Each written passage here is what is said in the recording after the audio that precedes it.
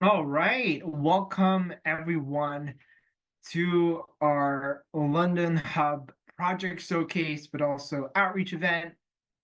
We're just going to get started in just a moment.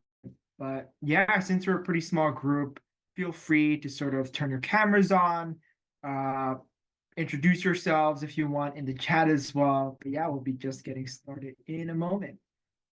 Cool, let's just get started. So, yeah, welcome everyone. Again, the purpose for this event is for you guys to better understand what the Global Shapers community, especially the London hubs, are all about, but also like exactly what sort of projects are we working on. I think that's a question we get a lot when people ask, what exactly is the Global Shapers, right? And really at the core of our community is our projects. So again, especially for those who are looking to apply or to transfer into one of our hubs, this is going to be particularly useful. Um, so yeah, let's get things started. But again, yeah, my name is Reese, so I am the incoming creator for London Hub 2. We also have here quite a few of the curatorship as well across our few hubs, including Carter uh, and others. So yeah, feel free to say hi. But again, a bit of who we are, what are we about? So again, the objectives here is what are the Global Shapers community about, meet shapers, and also what opportunities to get involved. We'll also share a bit more about our application timeline, but really the core of this too is you got to hear from shapers directly and really interact and get a chance to feel what our community is like. Cool. So again, the Global Shapers community, if you aren't familiar already, is this buzzing network of changemakers, disruptors, entrepreneurs, innovators, passionate people who really just want to drive some form of social impact. So sort of story about how the Global Shaper started was it was founded by the executive chairman of the World Economic Forum to basically have more young people play a role in shaping local, regional, and global agendas. So there is that sort of function of really getting more young people to positions of influence. And as you'll see, especially for a lot of our projects, if you're part of the community already, you'll be familiar. They generally have to fall under one of these pillars. So helping to build inclusive communities, reskilling slash upskilling for the future, improving health and well-being, delivering basic needs, protecting the planet. So that looks around climate. And lastly, strengthening civic engagement in a sort of nonpartisan way. So in terms of how the community has grown since it was launched all the way back in 2011, there are now more than 11,000 global shapers worldwide. There are 500 hubs. I think we actually have maybe like 520 or 530 across 152 countries. And here in London, we have free hubs. And happy to share more about this and exactly how the mechanics of this work. In terms of my own Shaper story, so I joined in around October of 2022, actually, the start of and the formation of our London Hub 2. And you can see in the top left corner, that's the first picture we had at our first hub meeting for Hub 2. And I've been with the Shapers 2 years now. And one thing I always share is I actually did my interview to join the Global Shapers community when I was still in Hong Kong. So I was doing the interview before I even arrived to London. And the minute I arrived to London, I was part of such a welcoming community that really got me up to speed in terms of projects that were exciting in London, communities that were exciting in London, but also people who were super working on super cool things, right? And so since then, I stepped up initially working on like social media stuff and then vice creator as well.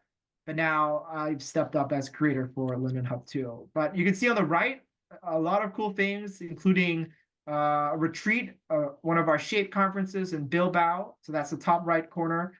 Bottom right, we had sort of Hub 2 mini retreat trip, I believe, to Canterbury. Bottom left corner was inter-hub sort of social event. Basically, it was an event like this where it was essentially a lot of potential shapers just connecting, and then top left was a sort of meeting. And so, yeah, it's been a really fruitful journey. And I'm sure if you join us, you'll have many, many of these memories as well. And beyond that, though, one of the great things about being part of the Global Shapers Initiative is our affiliation with the World Economic Forum.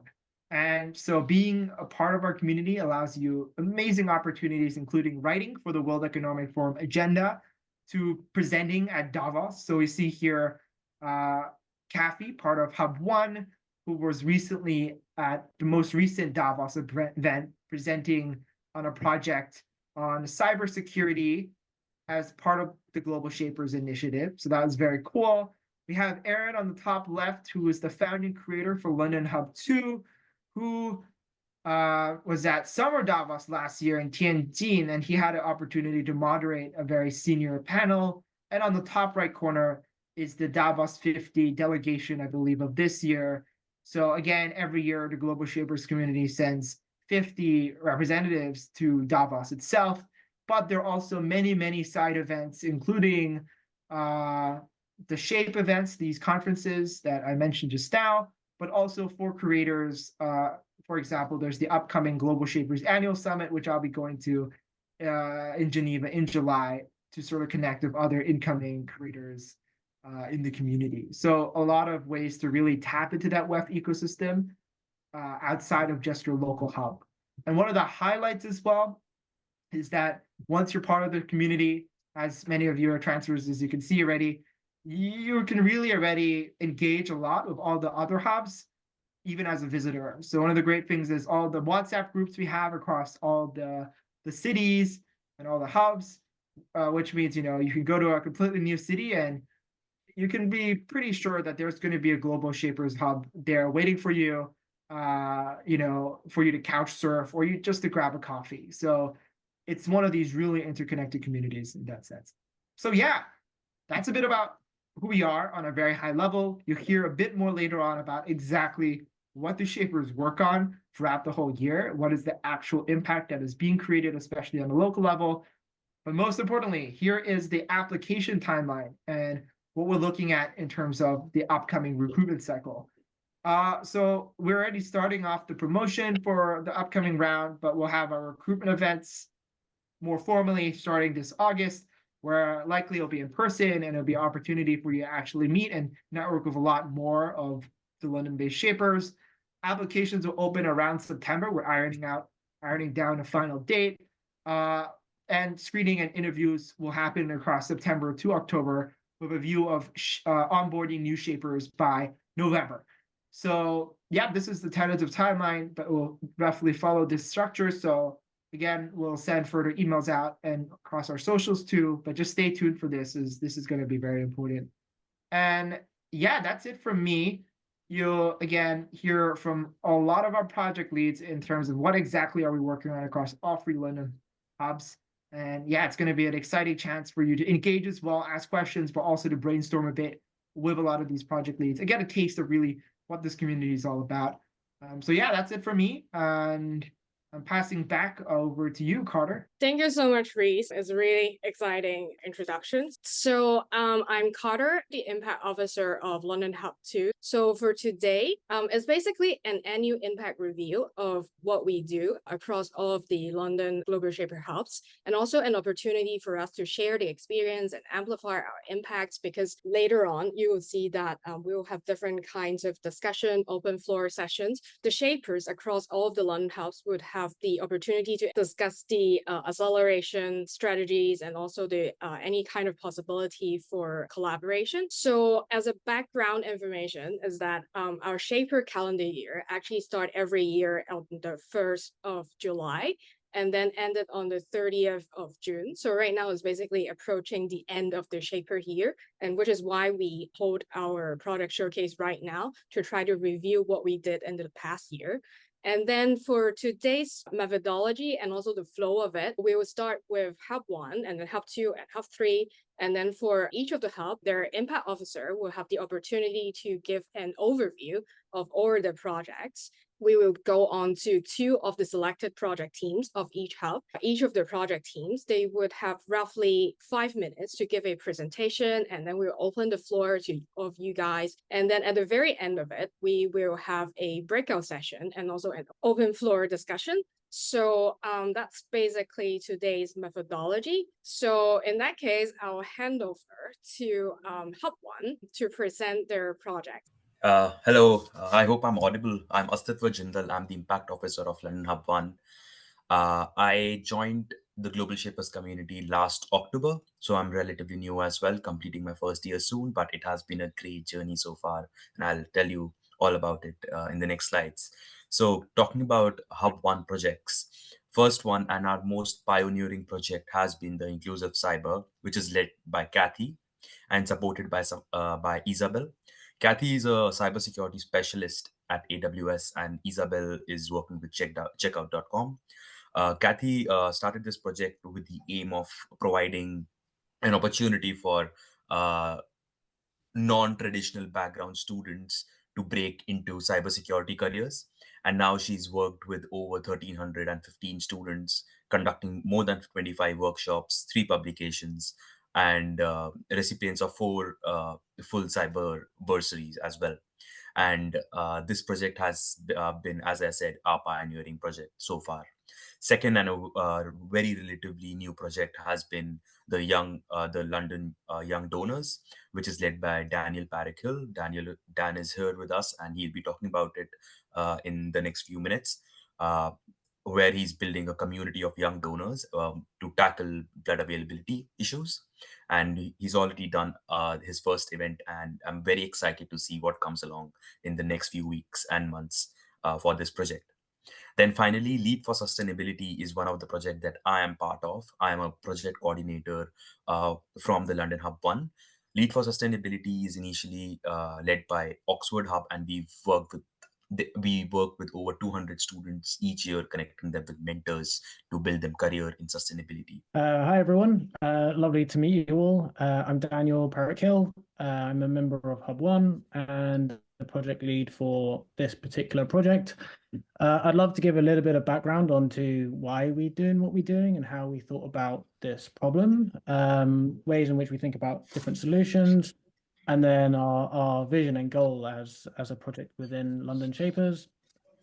So just really starting off with, I guess, the goal, which is like we're fundamentally all about having a big impact, and blood donations are a way in which we can literally save lives. So it's an amazing thing to do. It can save lives very directly, and the impact of that is huge, both on the individual, but also family and friends and everyone that person knows.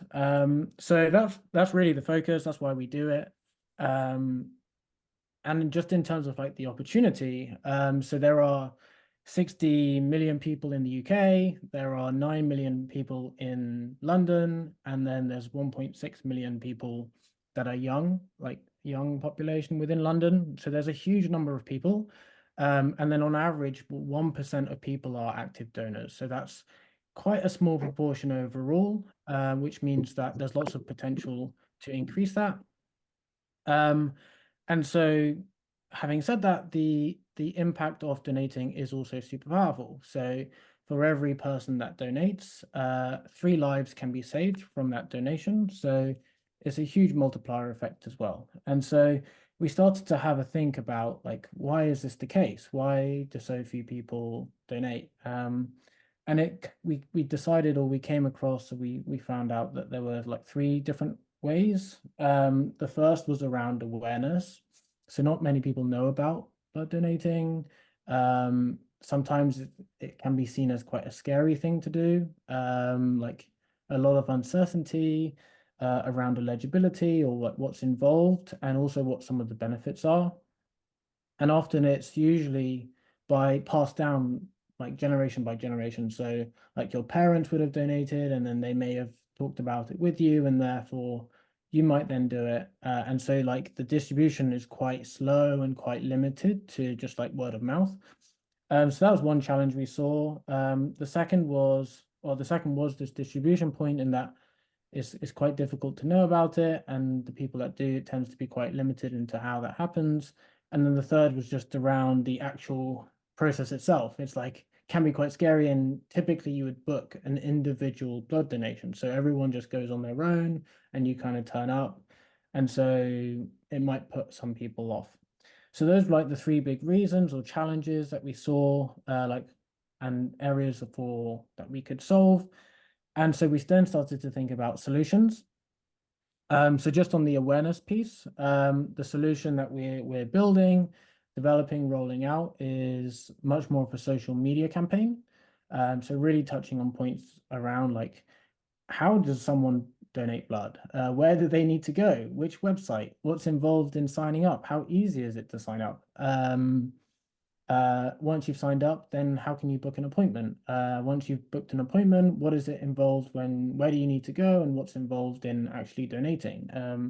And so there's a load of different questions that we saw, and there's areas in which social media can, one, raise awareness, and two, answer a lot of these questions. So that's one area that we've been working on. The second is this distribution point. So typically it has been like quite family and friends. And so what we've done is we've actually started to build a community. And so on this slide, there's a QR code to join. It's a WhatsApp group. And what it allows us to do is to build a community of young people in London that are interested or would like to donate blood. If anyone has any questions or wants to invite friends, then that community grows and grows and grows. So that's the second thing we've done. And then the third thing is around like that challenge around like people feeling like they're doing it on their own or that it's quite scary. And so within our community, we have people booking donations and going as groups. So we've done our first one already, as Tifa mentioned, where we go as a group, we go donate all at the same time, we make sure everyone's okay, and then afterwards we go for brunch or any coffee. And so it's super fun. It's really nice to meet everyone else, super like-minded. And so that's the third thing that we're really focused on. And the goal is ultimately, if we can have 1,000 donations across this group, then that could potentially save up to 3,000 lives. Which is huge, and it will only grow and grow and grow. So that's a little bit about what we're doing. It's super exciting, it's super important, and hopefully gives a flavor for some of the projects and the impact that we can have within Global Shapers. Thank you so much, Daniel. Is there anyone who has any question, a burning question that you have for Daniel regarding their project or regarding his experience and being a leader of it? Anyone? In that case, we will move on to another Hub One project, which is equally exciting, which is the inclusive cyber. Hi.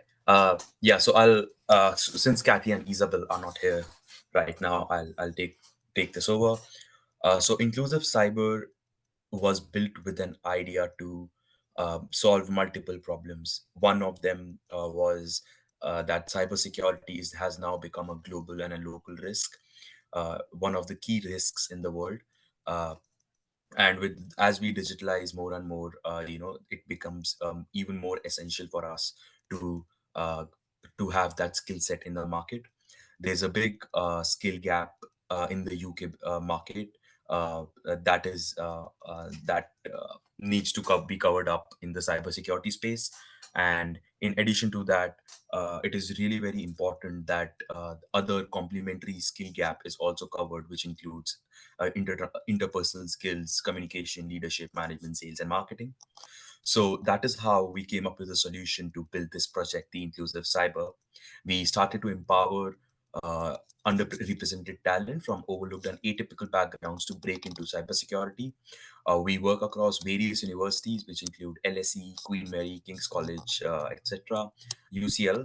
Uh, and we do this through our award-winning workshops and a skill toolkit tailored to non-STEM backgrounds. As I mentioned in my last slide, that this project is specifically focused for people for untraditional or atypical or overlooked backgrounds to break into cybersecurity, and that not just means academically but also personally.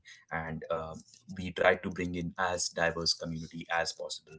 And the impact we've made so far has been in the past 5 years has been that we've completed over 25 workshops, worked with over 1,350 individuals in 3 countries, and received four full cyber bursaries along with 3 publications. And as I mentioned, that it's led by Kathy and Isabel, who are cybersecurity professionals themselves. Kathy has been working with AWS since many years uh, as a cybersecurity expert, and Isabel is now working for checkout.com as a product manager. And please feel free to connect with Kathy, Isabel, or myself, and follow us on LinkedIn in case you want to follow a project and be involved. So feel free to reach out. Now I open the floor for any questions. Sorry, I Nikita. just want to Yeah. ask, like, are you planning on? I know you're not leading the project, but are you planning on Yes. expanding the program to other universities which may be less represented in a workforce in London? Because I think LSE, UCL, and King's is not really a typical background student place. Right. Absolutely. So there are two things here. So amazing question, first of all, and thank you so much. And we would love to expand the project for sure. But there are two things here. So when I say LSE Kings and UCL, of course, these are top universities. But along with that, there are the students we have are very diverse culturally and in their backgrounds. And academics is another thing. So let's say I myself studied economics and finance, but now I'm a product manager in a tech startup, right? Which is miles apart. So I made that transition just this year, beginning of this year itself, and I know how much it took me to do that. So when I said diverse, atypical, and overlooked, so of course we meant within these universities, and of course we'll be very happy to explore if there are any other opportunities in other universities as well. Okay, sure. I hope Thank that you. made sense. Yeah, Yeah, thank you. Hey, hi, I'm Joy, Hi. and yeah. So my question is that are you open for going with something virtual? I'm currently working on a social impact project. So are you open for virtual webinars, kind of? Uh, I am not sure actually, Joy. I'm sure there must be some online webinars, but I would need to check that with Kathy and Isabel. It would be very beneficial if you can connect with me on LinkedIn, and then I can put you in touch with either Kathy or Isabel, and then maybe you can directly have a chat with them. Yeah. And that Thank you so stands true much. for everyone across the group. Please feel free to Sure, reach out sir. to me, and I can put you in touch with anyone and everyone in the community if you feel you can contribute or you want to be involved as for any of the projects. Um, Any other questions? Yeah, go for it. I just want to add Oh, two things to Joy and Nikita. I'm Himanshu, by the way. I'm the Vice Curator of London Hub 1.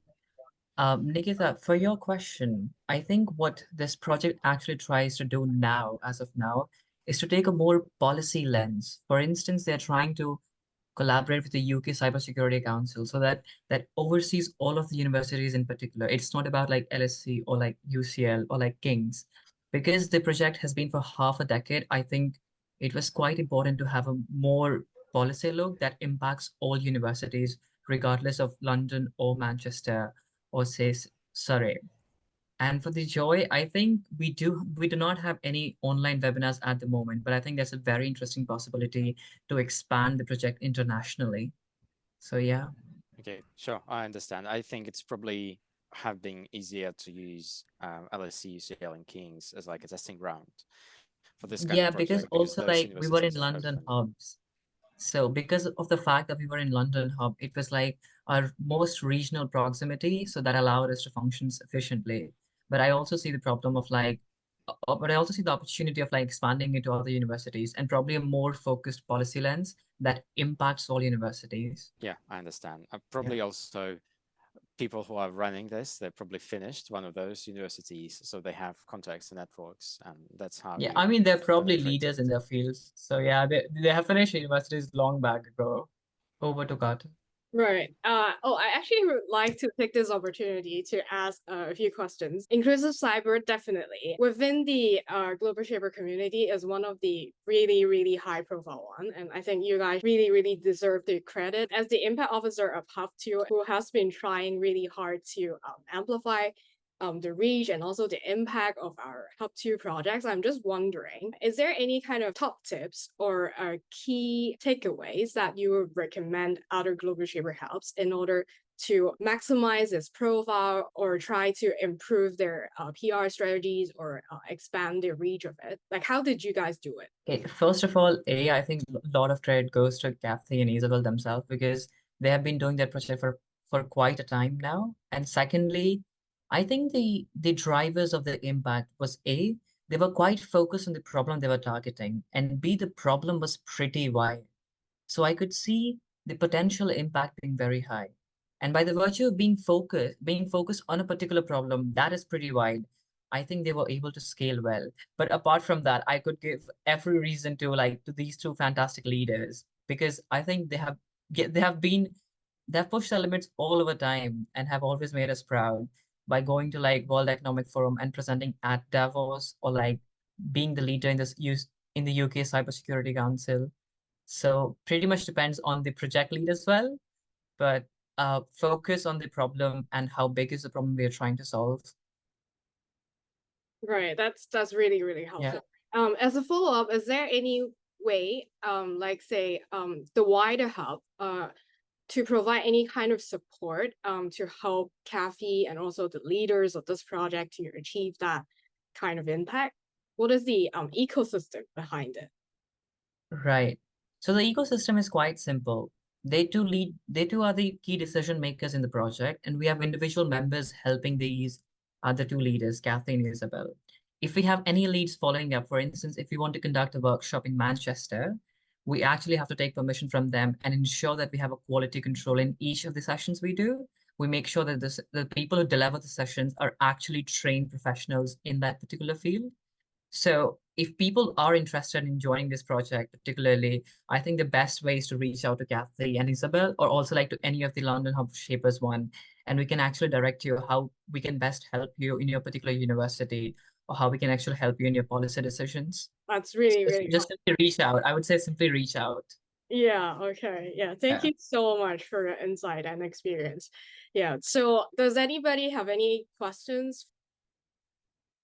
If not, we'll move on to Hub 2's project presentation will be given by me. For us, we have 1 concluded project and 6 ongoing projects, which is quite many. And then the key focus areas that we have are protect the planet, reskill for future, and also deliver basic needs. As an overview, for protect our planet, we have 3 projects. The first one, which is the concluded one, is shaping sustainability, which is also about sustainable fashion.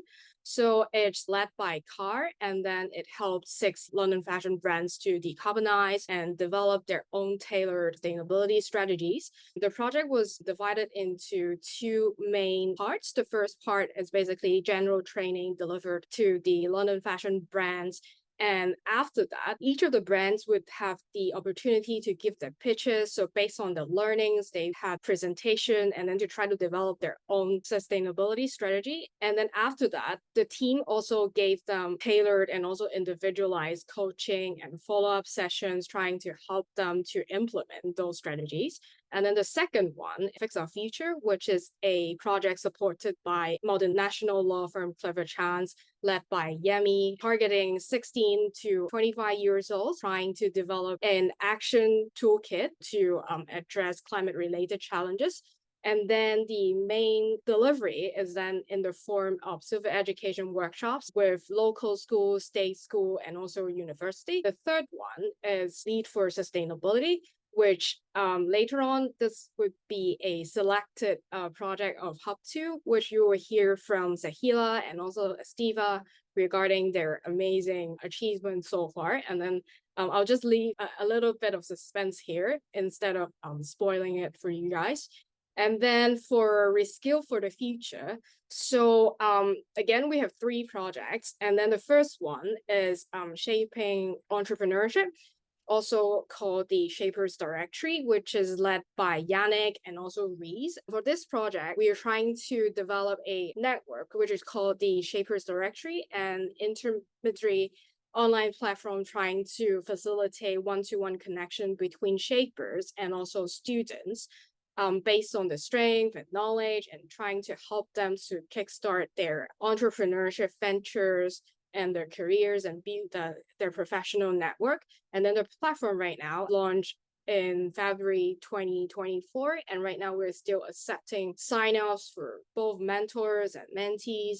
And then the second one is called the Big 5, which is a project led by our founding curator, Aaron. Through this project, we're trying to develop the London 2's version of AI white paper, basically engaging top AI voices within London, top policymakers, industrial leaders, and at the same time investigating how AI is set to change London in 5 top policy areas, including healthcare, education, climate, employment, and cost of living.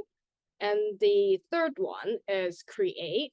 This one is a rather infant project, but it's super exciting that two really artistic and creative shapers within Hub 2, who are Mir and Harrier, they're trying to kickstart this project to become basically a placement program aiming to make arts and culture careers such as fashion, architecture, broadcasting, and acting more accessible to high school students and also undergraduate students. And then there will be elements such as secure placement program with really big fashion brands such as right now we have Burberry and also Alexander McQueen, but those are like in rather infant stage. We're still trying to expand our reach of that. So that is the Create project. And then the final one, which is also one of our two selected projects, is Food for All, is about developing and expanding network of community fridges in vulnerable locations in London. Again, I'm trying not to spoil it for you because you'll hear about it in a minute. So so these are the 7 projects that we have in London Hub 2. And then right now I'll pass the floor to Belinda to present her really exciting Food for All project. Thanks, Carter. Hi, can you hear me okay or see me? All good, amazing. Perfect. So to jump right in, I am Belinda. I've been a shaper since January last year, co-leading this project Food for All with Isaac, who unfortunately can't be here. But we have Sahila on our team as well, who's also going to be presenting, who's also here to answer any questions and chip in as well. Essentially, what are we trying to do with this project? How did it come about? The past few years post-pandemic has been really tough, especially for families living on the poverty line in London with the cost of living crisis. And one of the first things that has been affected is the quality and quantity of food that they are able to purchase. You can see some pretty sad statistics on the left about the state of household food insecurity. And this is very much being geographically concentrated in particular areas, which are London's kind of poorest boroughs that you're seeing in the map as well. So what our project is trying to do is essentially help to tackle this issue through a series of key pillars, including community fridges that Carter has mentioned as well, but recognizing that there's a wider systemic issue at play here that's at the intersection of not just the quality of food, quantity of food, but also the quality. So there's a health angle and there's an education angle as well. We started off with trying to set up community fridges in the most underserved areas as an immediate kind of first port of call for families that are in need. But then now we're also thinking a little bit more about how in other ways we could be supporting these families as well. So next slide, please. Thank you. What we are, I guess, able to really bring to the table in what we're doing primarily is to connect community centers to key partners that can help to supply the food. So what we're offering is essentially the fridge. So we're having our own fundraising to source the fridges for these centers and then connecting them to partners. So it's quite, there's several moving pieces in our project. And I think where there is the most power is from our Global Shapers network, where be it in our day jobs or just through the connections that we have, we're able to help try and unlock funding and also other kinds of expertise to support these centers and organizations on the ground that currently experience various challenges, sometimes be it due to funding or be it due to like just resourcing and logistics. So that's where kind of we're coming in to support them in terms of increasing food supply. So that's our primary focus of the project. But we also have 2 subsidiary focuses, which is what I was saying earlier about, thinking about longer term, how else could we support these organizations that are working on the front line to support, for example, homeless people, especially minorities that are particularly affected by the current cost of living crisis. The second piece is on increasing food education, particularly how to produce and cook more healthier meals and make healthier choices when you're procuring food.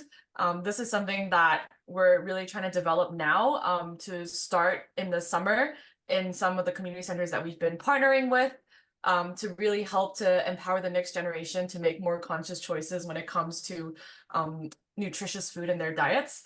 And then the third kind of subsidiary focus on food waste actually happens because of the work that we're doing with the community fridges, which is our first focus, where we are connecting with partners who can help secure food that might be left over or unsold from supermarkets. So we're actually preventing food waste. We've also been securing freezers as well for organizations, and the benefit of that is also to prevent food spoilage that they could then store for longer to then cook for people in need and prepare some nutritious meals there as well. So yes, there's several, as I mentioned, there's several moving pieces, but we're hoping that this kind of provides a more kind of systemic approach to how we're tackling kind of food insecurity in London and leveraging on the Global Shapers network and resources as best as we can. So next slide. So just to give a little example of what we've done so far, one of our first partners, Stockwell Community Trust, we've been able to help set up a freezer for them. So they are based in Lambeth, where 30% of residents live in poverty, and they work particularly with Black and minority ethnic groups, homeless people, as well as people suffering from mental health issues, and they serve vegan meals 2 or 3 times a week to people in need. So they're serving quite a lot, as you can see, like over 200. And so they really needed a freezer because the demand was increasing, but they just weren't able to, store the food for as long. So through providing the freezer for them, you can see some of our key impact. We've been able to increase the number of meals that they're being served. And they're also able to start to plan in advance whether they could scale operations up in days where they're not normally serving meals, so that there's a more consistent supply of food for people that are coming to the center for hot meals. So now we're discussing the next phase, relation particular to the education piece a little bit more, because we feel like the waste reduction piece and the kind of poverty alleviation piece, we've really already helped to make some impact there. So that's a really successful example. You can see me and Isaac and Sahila there at the center.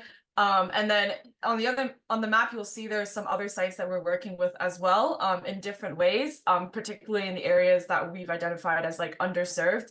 So yeah, we're setting up a couple of fridges in other places, one in Bermondsey and also in Bethnal Green.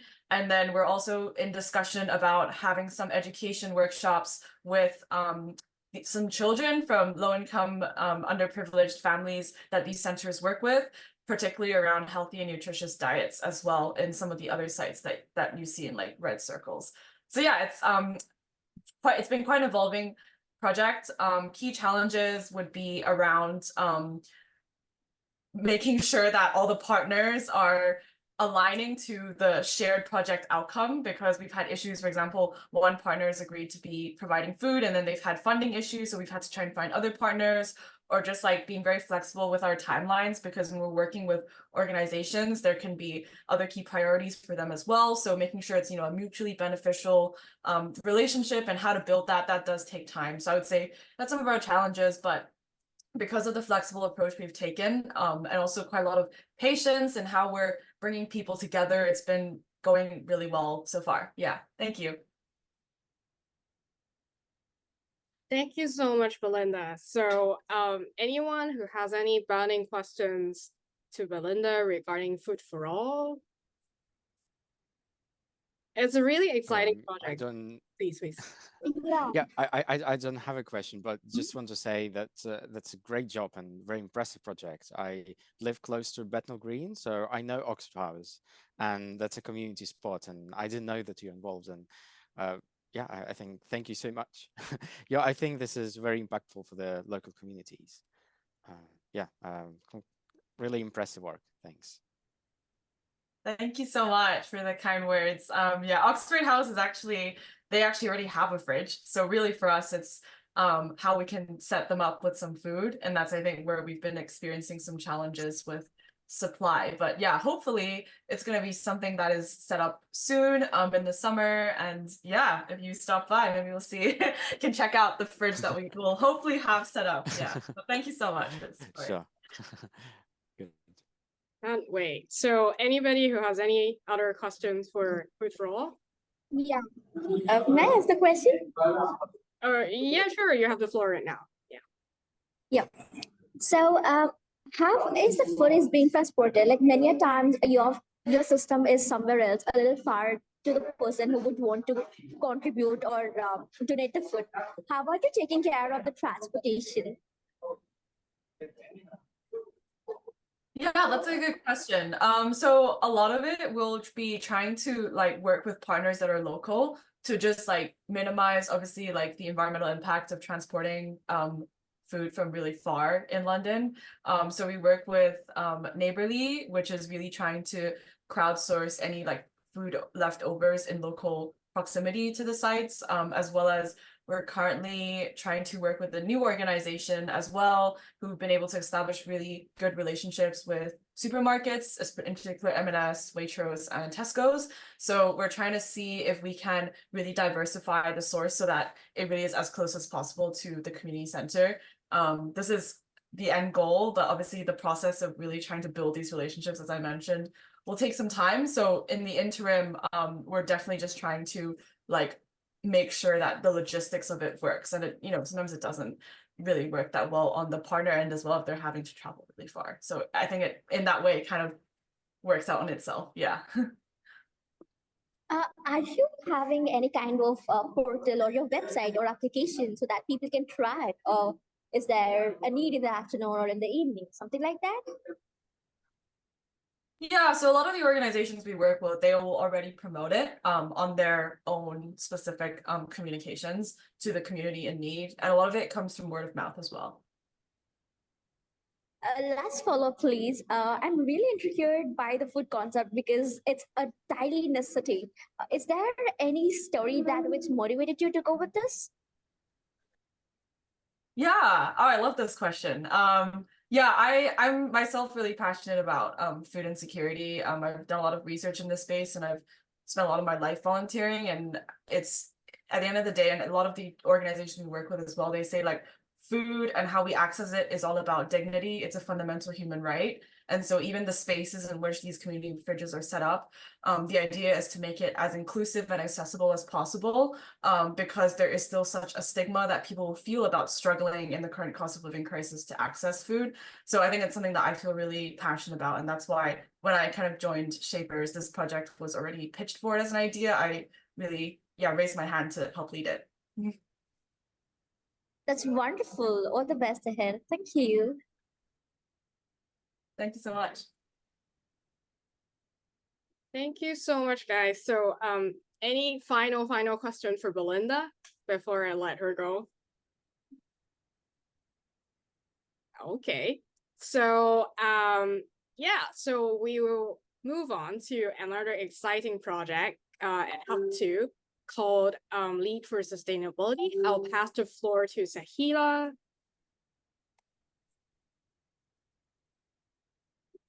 Sahila, are you there?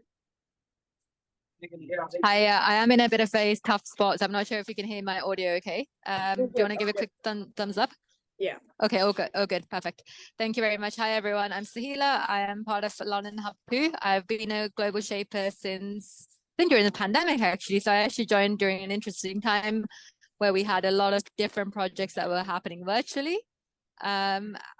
This is quite an exciting project because Lead for Sustainability is actually a cross-hub project between London, Cambridge, and the Oxford hubs. So we're really excited because it actually covers two different things, both protect your planet and reskill for the future. If you want to get involved, so this is more of a mentorship program. What we're running is to make sustainability careers more available to people who might not have come from that traditional route in understanding what sustainability could, like what a sustainability career could mean. So what we're trying to do is pair up students from university in one of those areas or regions that I've mentioned with international mentors who work in the space in sustainability. So these have included mentors from the World Bank, from the United Nations, from the European Commission, as well as more kind of private sector members who might be working in corporate sustainability and so on. So this is a project that has been running for over coming up to 4 years in this edition, and we're actually recruiting for the 5th edition come September. In this project, we have helped over 200 different mentees and have connected with over 100 different mentors across the world. We have managed to identify mentoring partnerships that have led to internships, to more kind of long-term careers within sustainability, to the mentor partnerships that have been established. In this, I just wanted to also introduce Astitwa, who actually helped to organize one of our panel events. So did you want to quickly introduce yourself, Astitwa? Yes, I already have done the introduction, but I believe I haven't given my professional background. So I work for a sustainability tech startup called Purse as a sustainability manager. Previously, I was working for a challenger bank in the sustainability space, and I recently started this job about 4 or 5 months back.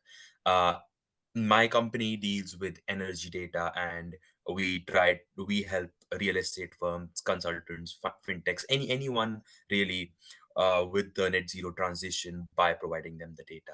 And that is what motivates me to be part of this project, because I'm very passionate about sustainability, and especially the intersection of tech, sustainability, and finance, because that is where I am, and I have been for a very long, not very long time, but about a year now. So yeah, uh, do you want me to talk about the event as well? Thanks, Astitwa. Yeah. So if you go to the next slide, Carter, where Sorry. so we have had challenges. Some of our projects have led to quite like it's a 4-month mentorship program that we run with some careers events that we run regularly with both our mentees and mentors. So these could include kind of CV workshops, more panel discussion sessions, as well as kind of more long-term, what does sustainability mean, and where are the different areas that you can tap into. So one of the events that we actually ran back in, so we ran a couple of events for this edition. So I'd love Astitwa to give an introduction into what that event was and who was involved. Absolutely. So we did our first launch event for this current edition in October, which was in Oxford. So their keynote speaker was Sir Dieter Helm, who's a very renowned professor, and Dieter Helm, sorry, who's a very renowned professor and a sustainability professional himself. So that was a very insightful event with Sir Dieter Helm, and then followed by a panel of entrepreneurs in the sustainability space. Followed by a networking event. The second event was just last month, or I think 2 months ago, which I was largely involved in organizing along with a few other members across all 3 London hubs. That was the London event, which we did at LSE, and that's where the photo is, right, Nick, towards the left of the slide. So we had 2 panels there. First one was a panel of global shapers in the sustainability space. So we had Belinda, we had Simran, we had Wade from across all 3 hubs. And then that was moderated by Susanna. They talked about careers in sustainability from a young minds perspective, since they are young professionals. And the second panel, which was led by me, moderated by me, involved some industry professionals, including the head of sustainability at Citibank, Professor Chris Harbert from UCL, a founder of the Ukrainian Sustainability Fund, and another founder in the sustainable construction space.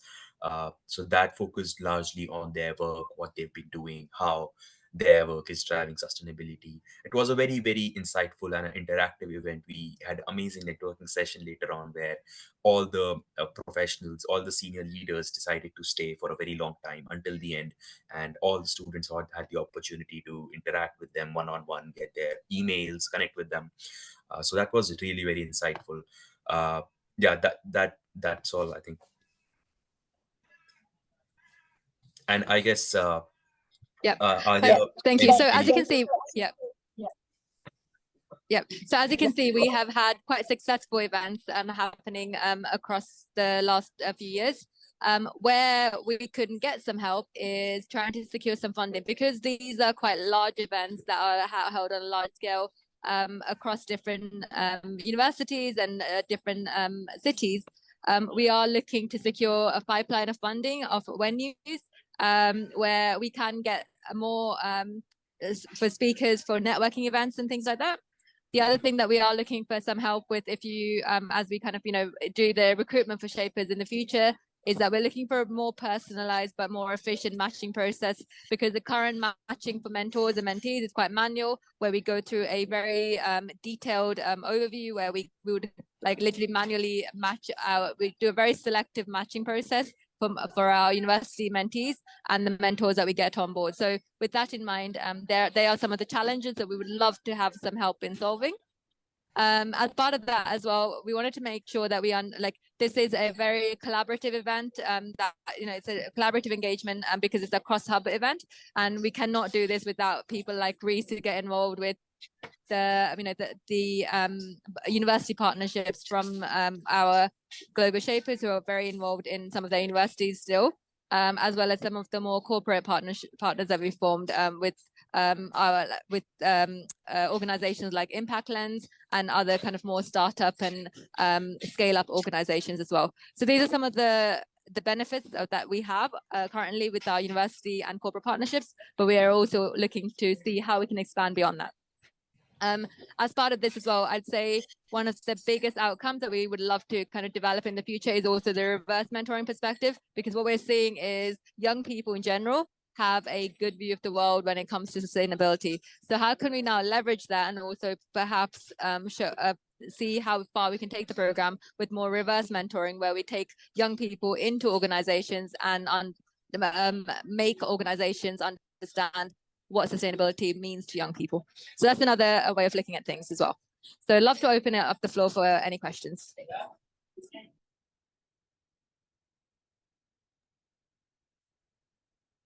Yeah, hi. When you're talking about sustainability, do you mean, is it just climate mostly, or do you use sustainability as ES and G, so you work on environment, social, and governance? A great question. For us, while climate reality, I think, is one of the biggest priorities, I think it is also ESG as well as a whole for organizations. So how do you kind of understand what that means within organizations, especially from a corporate sustainability side? So some of our mentors are actually ESG directors in their organization. So when they, it's both, it would definitely be more the climate side, but also how, for example, in the governance perspective as well, how do they kind of best look at where are some of the policies that they can change within an organization as well? So both. Okay, I understand. And your pool of students that you talk with, are they mostly in something like sustainability related studies, or just across the board, everybody who's interested? So it depends on which one. So if it's the mentees themselves, we are recruiting in mainly in the Oxford, London, and Cambridge universities. So this is any of the University of London universities here, Cambridge University, Anglia Ruskin, Oxford University, Oxford Brookes. So those are main pool of mentees, who generally tend from anywhere from a bachelor's student to master's and PhD and MBA holders as well. So students studying for an MBA. Whereas for the professionals, these are professionals who are based all around the world, who can be in any sustainability related career already. So we're partnering them up with the professional and the student looking to go into sustainability. Okay, I understand. Thank you.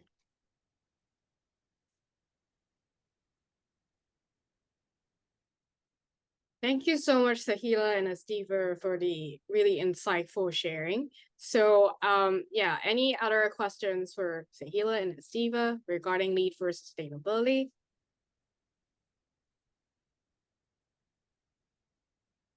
Okay, right. So I had a question. yeah, please go ahead. Sorry. So my question was, how can startups get involved more with the, I think, global shapers community, and figuring out that how can we maybe move wherever you have some common grounds, where how startups can explore synergies and expand the initiatives?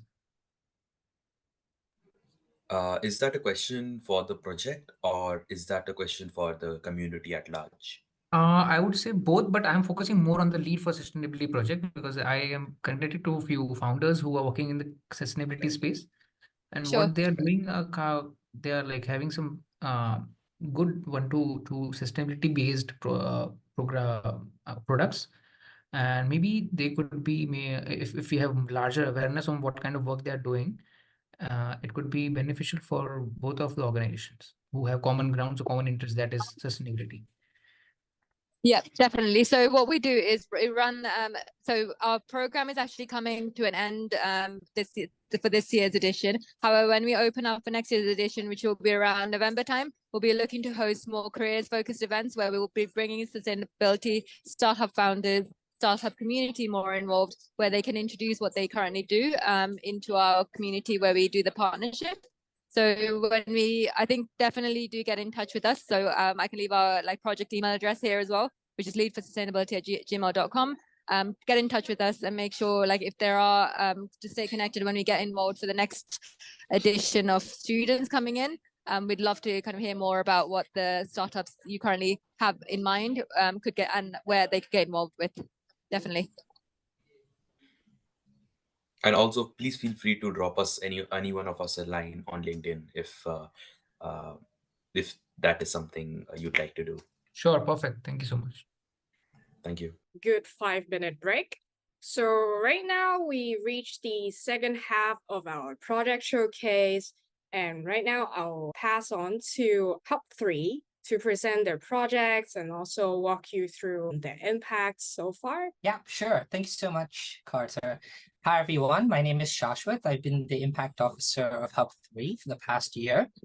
And I think Hub 3 has had a very exciting year with respect to the projects and activities that we've been having. In this year, in the year 2024, our hub split into two main project teams to focus on an AI project and a climate project. Not to go too much in depth because we'll be sharing about those very shortly from our project leads, but AI Perspectives is more about a stakeholder engagement project, which was investigating the views that young Londoners hold about the role of generative AI in the search for work and also in higher education. And it's very exciting given the rapid evolvement of such technologies and also the ambiguity of their impact in the current times. We also have an exciting climate project, which is a capacity building program that was also developed with the Global Shapers Climate Reality team so that they can design base grassroots climate solutions for hard to abate areas. So these are the projects we've been working on this year. And also earlier last year, we've been focusing on some other projects in other impact areas, which is, for example, RDEN, which was the Refugee Digital Empowerment Network. And in this project specifically, they focus on how they can bridge the digital divide for refugees and asylum seekers in London by collecting secondhand devices, providing that one-to-one mentorship between youth and these refugees, and also offering workshops on digital skills and online safety. And this is a very critical problem that a lot of our hub members solve. For example, refugees face very high barriers, to integration due to their high costs, lack of skills, and restrictive policies. And in the UK, for example, I think the asylum seekers had to rely on a budget of £5.80, and 25% of this would go into simply affording the internet. So our project team decided to take a three-pronged approach. They helped to do that device donation drive, which was actually inspired by the Devices.now campaign to build the donation infrastructure. They paired with refugees, with young volunteers for mentorship, which was done through partnering with UCL's professors and also refugee organizations in London, and also offered digital skills workshops through the UK Skills Toolkit, which was combined with an open learning initiative curriculum approved by the London Mayor. So RDEN was helping to improve this refugee integration, but also harness their potential so that they can get involved in the local economy and also have that community resilience. Our other project, which was called Pathfinder, helped to address the challenge that young people face in a very complicated world, which is overloaded with information and pressures. And so the mission was to help support these aspiring change makers, ages 16 to 24, to discover their values, set personal and career goals, and plan their paths through a structured, deep, self-paced learning journey. And this journey basically incorporated essential skills like systems thinking and self-coaching. And so they designed this comprehensive toolkit, which they beta tested. And the strategy basically included collaborating with things like the Systems Thinking Network and Bright Network for content creation, and develop resources for models like Ikigai and Maslow's hierarchy of needs. And they hosted this material, providing an accessible platform for users. So now that they've done this and their toolkit is ready and has been tested through the beta, they're going to be able to have informed improvements for much, much broader rollout. So very exciting news, and very excited to see where this project goes from here on, to help foster a new generation of confident and goal-oriented individuals. Throughout the year, we've also been having Shaper Talks, which is not necessarily a project in its most classical sense, but the aim is that it's to help inspire and educate these young people by connecting them with leaders, especially in interactive fields like sustainability, entrepreneurship. So we had some very influential folks called Marta, who was the co-founder of a carbon removals market maker, and also led things like Google Ventures for startups, working on global charities to help young people start their own businesses. And we also had Richa, for example, who helped, who's head of operations at London Partners, ran Grow London Global, which was a subsidiary to the Mayor's International Business Program. And overall, I mean, this is a great opportunity to learn about all things entrepreneurship, but also a lot of people could have that more one-on-one talk with these individuals, have a better understanding of their career paths, their social impact initiatives. And I know many folks were also able to actually have opportunities leading on from these talks for collaboration and their own projects. So that's been a very exciting sort of overview that Hub3's had in the past year. And I will hand it over to the rest of our Hub members to elaborate a bit more on the exciting projects that we've had. Thanks, Shashwat. Hi, everyone. My name is Anna Noemi, and I currently work in the digital inclusion space, and I've been a global shaper since November 2022. And for the next 5 minutes, I will give you a high-level overview of one of the projects currently being led by London Hub3. The project is titled Exploring the Role of Generative AI in Youth Career and Education Choices in London. And this initiative essentially aims to understand how young Londoners perceive and also use generative AI to explore career and education opportunities. Our primary objective is to gather insights into young Londoners' views on generative AI and its role in the search for work, further education, and also higher education opportunities. Understanding this perception is very crucial in identifying gaps, opportunities, but also challenges that can guide educational institutions, but also career services and policymakers in better supporting the youth and creating that enabling environment. To achieve this, we are conducting surveys and interviews with young Londoners and engaging experts and stakeholders. So we already started distributing surveys, engaging key experts for interviews, and reviewing existing literature reviews on the subject to build a strong foundation in terms of both theoretical foundation, but also practical foundation. And the outputs will be, let's say, the findings of the project from this project will be compiled into what we call a short research paper or a white paper, which will include the insights and also the recommendations for key stakeholders, such as London University Career Support Services. So this research paper aims essentially to provide actionable insights that can help to help shape future support services and policy making. And our progress to date so far, we started distributing surveys and collecting responses. So you can see the QR code on the right, and it will be great if you can, if you're in London, you're a student or an early career, you can fill that survey. That will be really helpful. We have also engaged with several key experts for in-depth interviews, and we've also initiated a literature review to support our theoretical framework. So again, encouraging any young Londoner, who is on the call to participate in our survey, and also do share it within your networks, because your participation is vital in gathering those data. We also do seek continued engagement with stakeholders and experts to enrich our research. In conclusion, the project aims to provide valuable insights into integrating AI in career and education planning for the youth.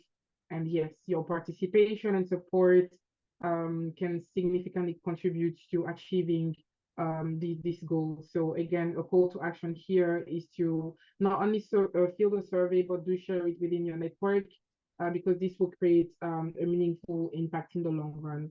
And I am now happy to answer any questions that you may have on the project. Anyone who has any burning question for Anna regarding this exciting project on AI? Hi, everyone. Yeah, sure. Please go ahead. My name is Irina, and I really like the idea of the project. And I'm just wondering, like, what do you think will be like your best potential outcome? What you aiming to achieve? Like maybe either in quantity for quality KPI, let's say, and how we can be engaged in this project. That's a very good question. Thank you so much, Sarina. So outside the white paper, what we are essentially trying to build is an online repository, and also having few sessions with either career services or university societies, on practical. So there is, the research side of things that will be implemented, but we are essentially considering having sessions, smaller capacity building events to really put that into practice, essentially putting those solutions into practice, but also raising awareness. So online repository, capacity building initiatives, in addition to the white paper. And we are also, considering leveraging a partnership to disseminate it in a very broad and diverse way as well, to ensure that we reach maximum engagement across young Londoners who are, found either in the professional world, but also in the academic world, and just any different space. Okay, thank you.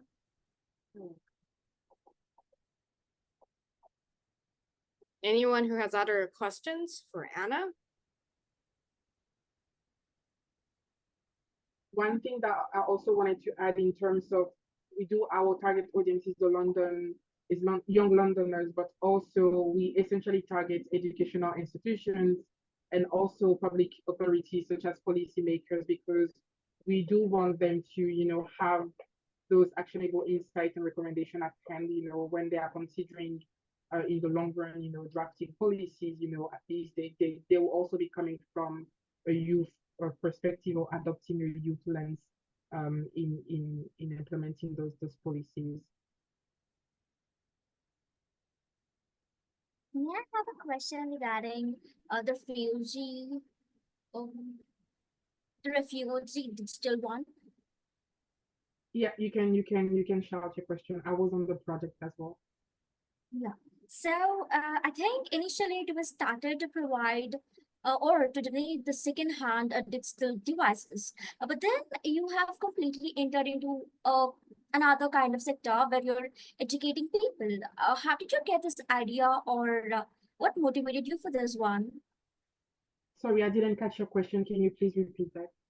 Oh, sure. So initially it was about donating second-hand digital devices to the refugees, if I'm not wrong. Yeah. And then it is again deviated to Pathfinder, where you're providing a little kind of services, or helping the people to know about or find their paths, maybe career goals or personal goals. How did you connect the dots between? Okay, so these are two different projects. So exactly.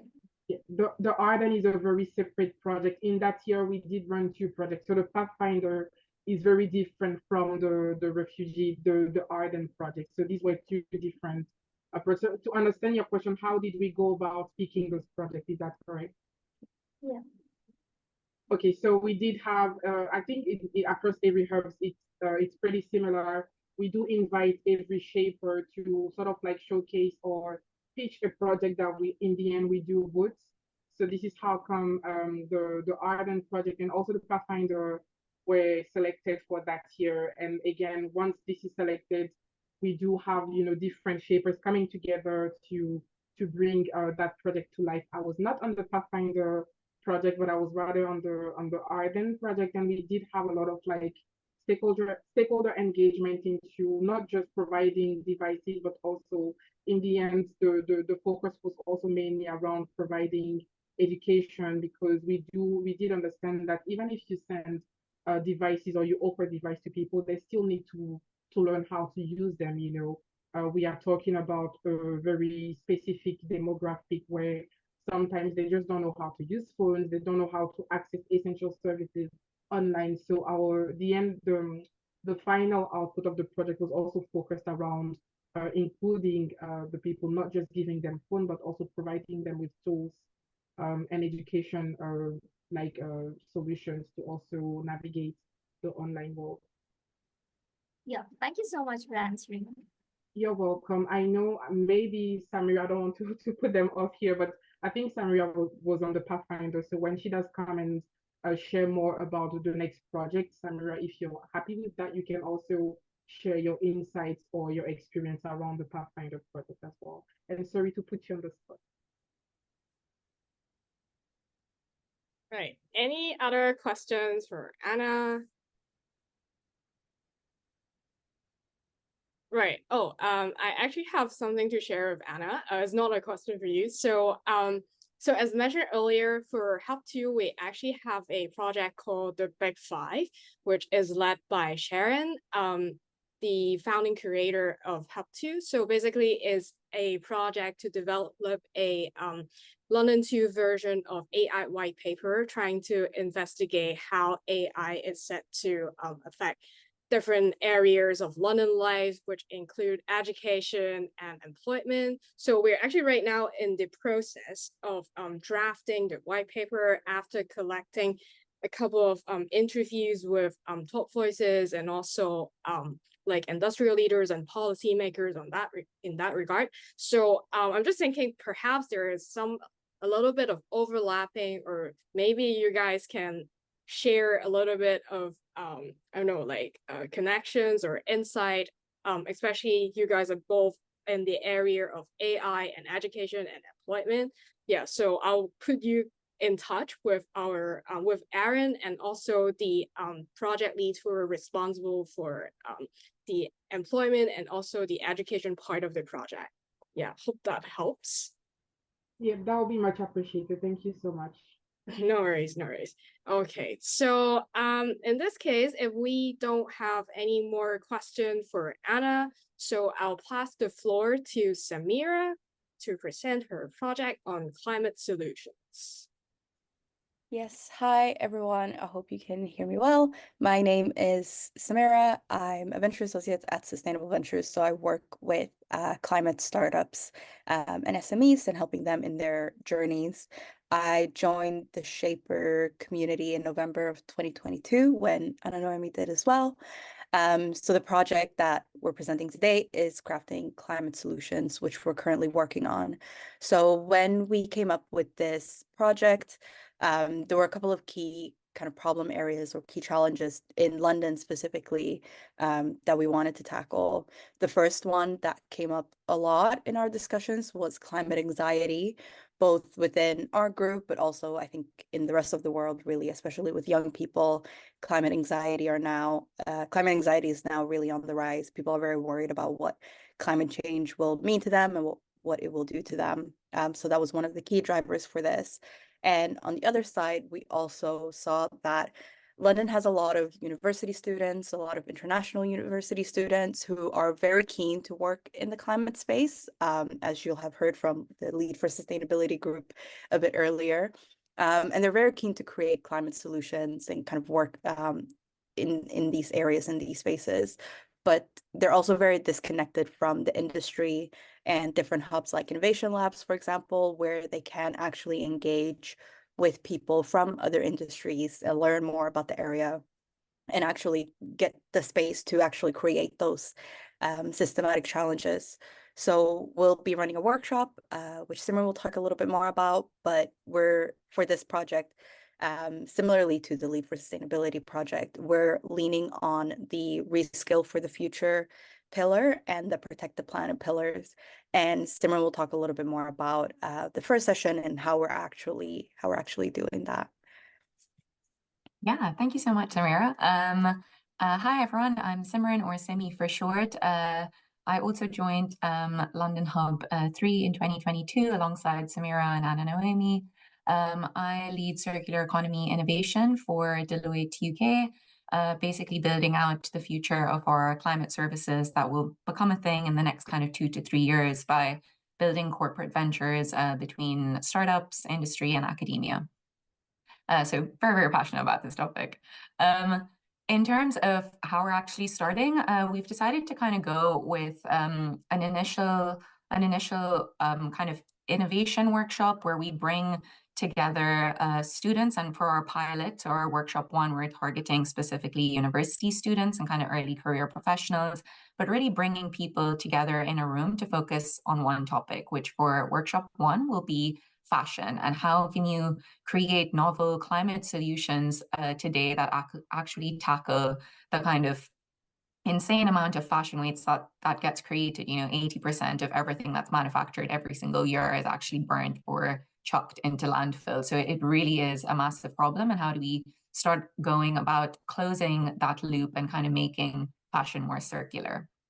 In terms of the format of the workshop itself, it will be running for about 1.5 to 2 hours. We're going to have a couple of different people who have worked in kind of the fashion space or are actually working on circular fashion themselves, both from the founder's perspective, but also from people who work in innovation labs and kind of in corporate venture labs as well. Kind of, seeding those sparks, that ideation, and then we're looking to actually break out the students into small groups of about 5 to 10 people to really come up with their own solutions. Which, that kind of workshop is just a start, the catalyst, and kind of who knows where it can go from there.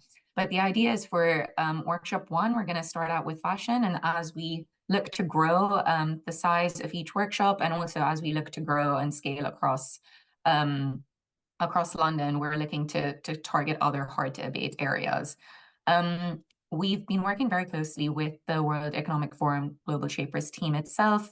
So there is a wider kind of climate initiative called the Climate Reality Project. You can see the logo on the screen right now, which is basically a collective that's actually headed out of the World Economic Forum, like main global hub, that really looks to upskill and train up our shapers, but kind of wider communities on climate. And in fact, 3 of us from who work in this project are actually going up to Rome later this June to get upskilled as climate reality trainers. So very, very coalesced that as a shaper, you get, local grassroots opportunities, but also kind of global ones to connect. We'll be hearing from people like Al Gore, who is a massive kind of climate advocate, about the importance of creating solutions. So trying to take kind of what we learned there and actually bring it back to London. So yeah, if you're keen to stay updated with the project, we actually have an open registration form at the moment. We're still kind of coalescing the last details of the venue and kind of the date, but if you're interested, please sign up on the form or scan the QR code, and you can just register your interest. So yeah, that's kind of us. If you have any questions, please shout. Hi. I'm really so enthusiastic to know more about it because I come from a family where we have a boutique. I'm from India. So, well, I think it's a little expensive to go towards sustainability fashion. How are you convincing people or have you spreading awareness about this? So I mean, okay, I think there's like a lot of us who actually work on this project actually work in the kind of sustainability space itself. So I think we all have a bit of a like personal drives on how we do that. There is one of our colleagues who actually works on this project has kind of been what should I say, upscaling like old rain boots and wellies into new fashionable pieces because she's an artist and kind of selling them. Personally, as someone who works in an innovation lab, I've actually been writing blogs and kind of researching the latest on sustainable fashion and actually how circularity doesn't need to be expensive. You can look at actually renting out your own wardrobe and making money off becoming more circular rather than having to go out and buy, items from kind of your fast fashion malls, etc. You can actually earn money on your own wardrobe and also buy and give second, third lifetimes to pieces of clothing. But I think as part of this workshop itself, we're looking to bring people from different lenses who are working in that sustainable fashion space, whether it's the founders who are actually creating the solutions to people who can actually talk about the bottlenecks and the pain points of going circular. Because as you say, there is quite a big change management mentality around getting people to understand, actually, is it just a cost issue? Is it a behavioral issue? Do you not want to wear clothes that have been worn by someone else before? So we're really trying to get quite a systemic angle on this, and that's why we want to bring, the experts in the room at the same time as the people who maybe aren't as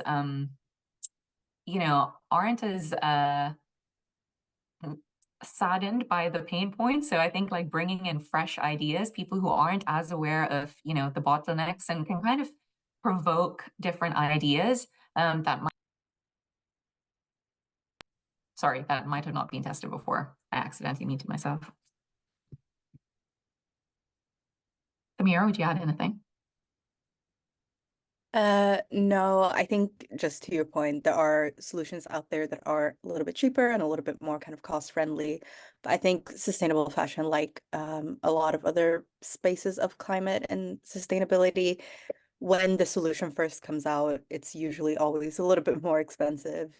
But I think part of that is that the more people use it, the better the innovation becomes, the better the technology becomes, the lower the price becomes as well, unless some part of government decides to keep the price up for their own gains. But the idea is that the more it's used and the better it gets, the cheaper that it gets as well. So yeah, I think some of the solutions that people come up with, really there's no kind of limitations on it. People might come up with this huge thing that would cost a lot of money, but at least that's the first step. Or people might be able to come up with smaller kind of quick solutions that are still really impactful but are quickly implemented. So I think that'll be interesting to see as well. Yeah, and some of the carbon intensive garments are actually eventually looking to be carbon taxed. We're seeing that come in more and more.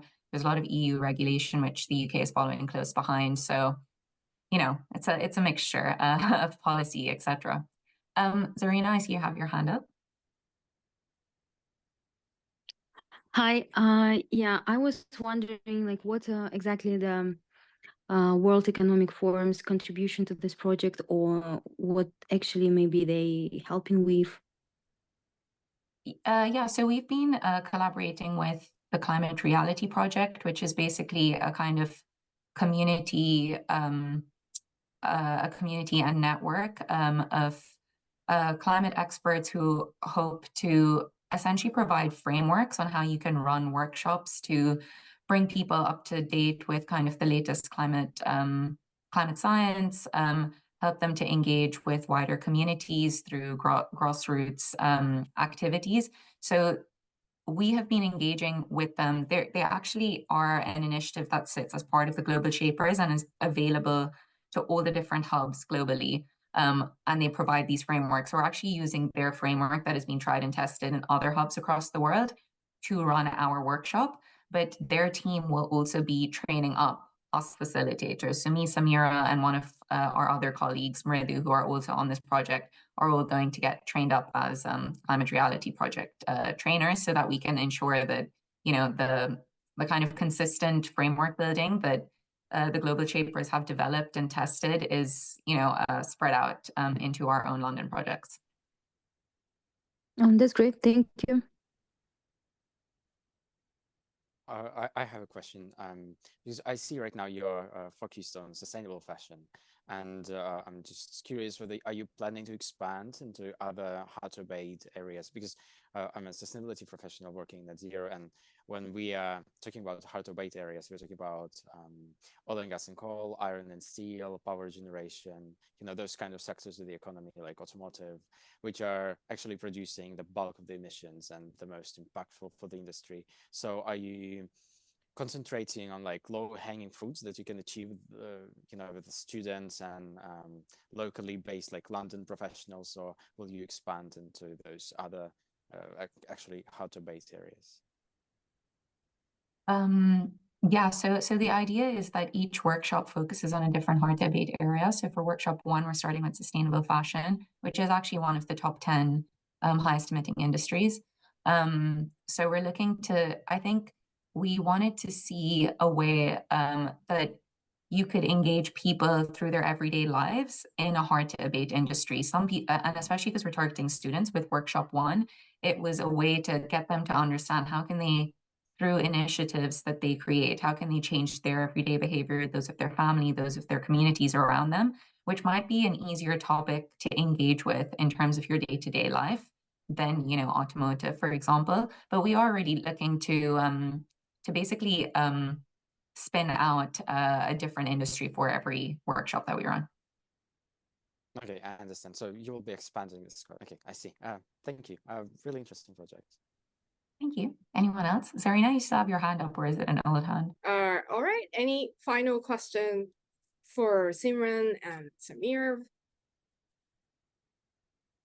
Okay, thank you so much, Simran and Samir, for your sharing. And it's really exciting to hear about the collaboration and also the project with the Climate Reality Project.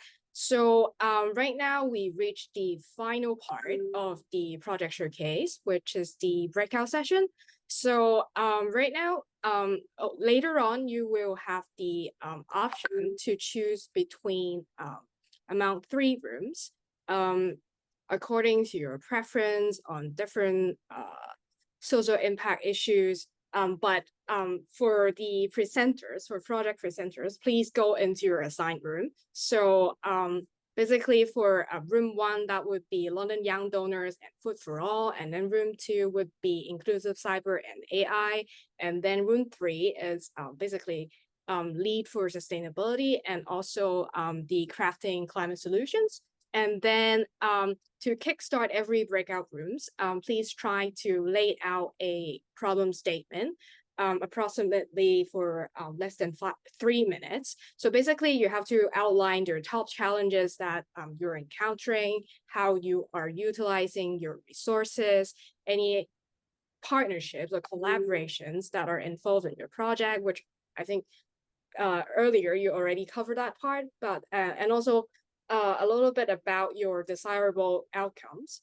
And then after the sharing of the problem statement, please try to explore or develop practical solutions, share any kind of connections that you think are relevant, and also any kind of possibility for collaborations. So if you like to, please take a screenshot of this slide. And then, yeah, because there are also some possible directions of discussion topics that you can go through during the breakout rooms. And after the breakout rooms, you will be invited back to the open floor. And then we would like to hear about the discussion outcomes and progress during the breakout rooms. And we'll just share it among the whole group, and then to see any kind of share connections we can elaborate on, and also any kind of other possible collaborations. Yeah, so that would be the upcoming schedule for the next 20 minutes. So right now, we'll open the breakout rooms so you guys can make your pick. Welcome back, guys. So I hope you had a fruitful discussion, a productive one. So right now, I'll just would like to go over each of the rooms and hear a little bit more about your discussion. How come? What did you guys discuss? What did you guys cover? Is that any kind of really interesting insight or possible directions or solutions that you guys have go over? Yeah, so for room one, any volunteers would like to tell me about what's going on or anything or issue that you would like to flow it to the open floor? I guess I can start as the main like kind of project lead in that room. We really didn't have enough time to finish the discussion, I think, but we covered a lot of ground. We mainly spoke about funding challenges, and with providing something like a fridge that will hopefully run for a long time, it's expensive, and so we're talking about sustainability of that. And a kind of key discussion outcome on that is Himanshu's input on like with Hub One registering as like a community interest company, which would then help to potentially lead to a maybe like centralized bank account that all London hubs could be using, which would help facilitate for future grant related applications. And then we also spoke about the what exactly we can continue to do to give value to solving this problem, because it's such a complex problem. And so we're also discussing like collaboration opportunities with the financial literacy project in Hub One, and seeing if there's a way we can like kind of combine these with some upcoming opportunities for workshops with students aged 8 to 15 in one of the community centers where we're also hoping to set up a fridge. So really thinking about more diverse ways of impact that could also be more low budget given the financing challenges. Yeah. Anyone want to add anything else? Maybe Patricia, who asked some really good questions as well.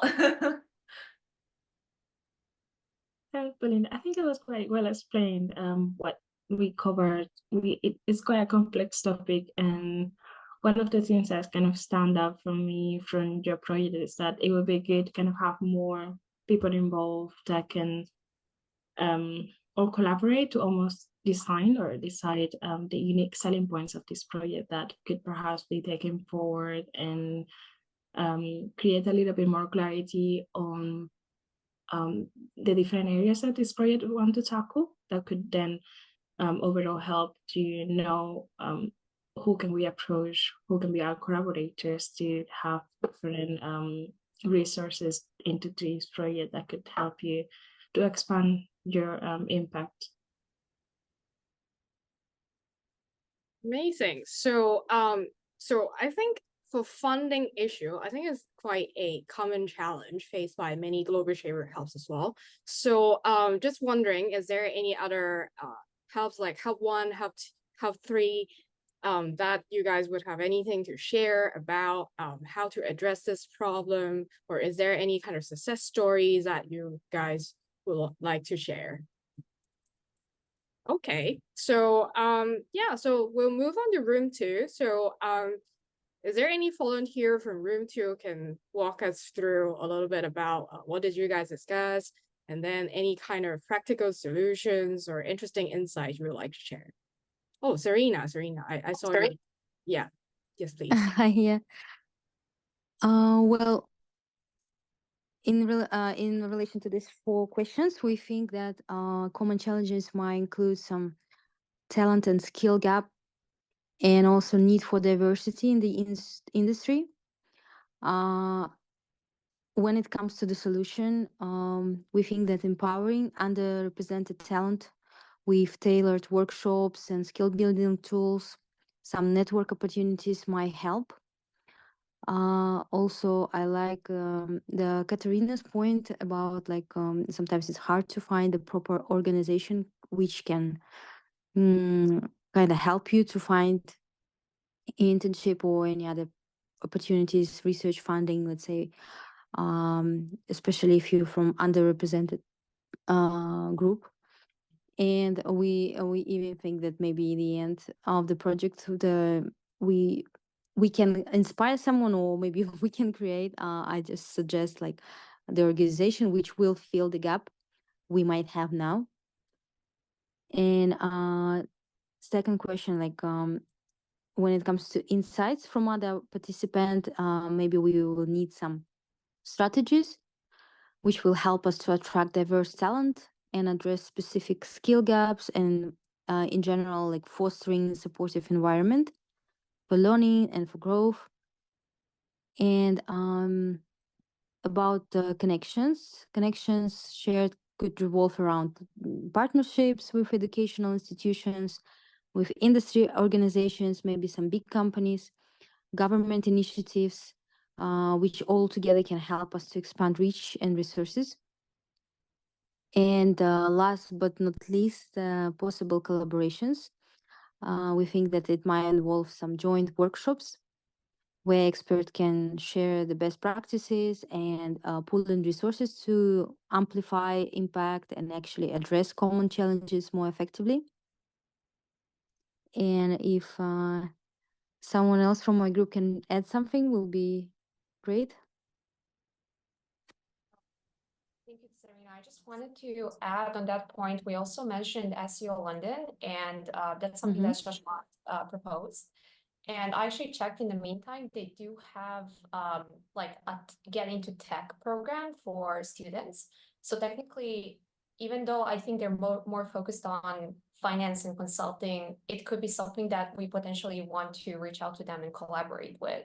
And we could potentially help with our own connections, like for example, from Naomi and Shashwat or Zarina or myself, or also like connect to the leaders of the inclusive cyber project who managed to resolve some of the issues that we spoke about in the cyberspace. I mean, I know for the AI space, because that's a space I'm in, that it's very hard to find something inclusive, as Zarina said. So it could be something we could work on. Exciting. It seems like that's a really productive discussion. So but conscious of time, I'm afraid I have to move on to room 3. So room 3, I heard that you guys have a really interesting discussion. So any volunteers?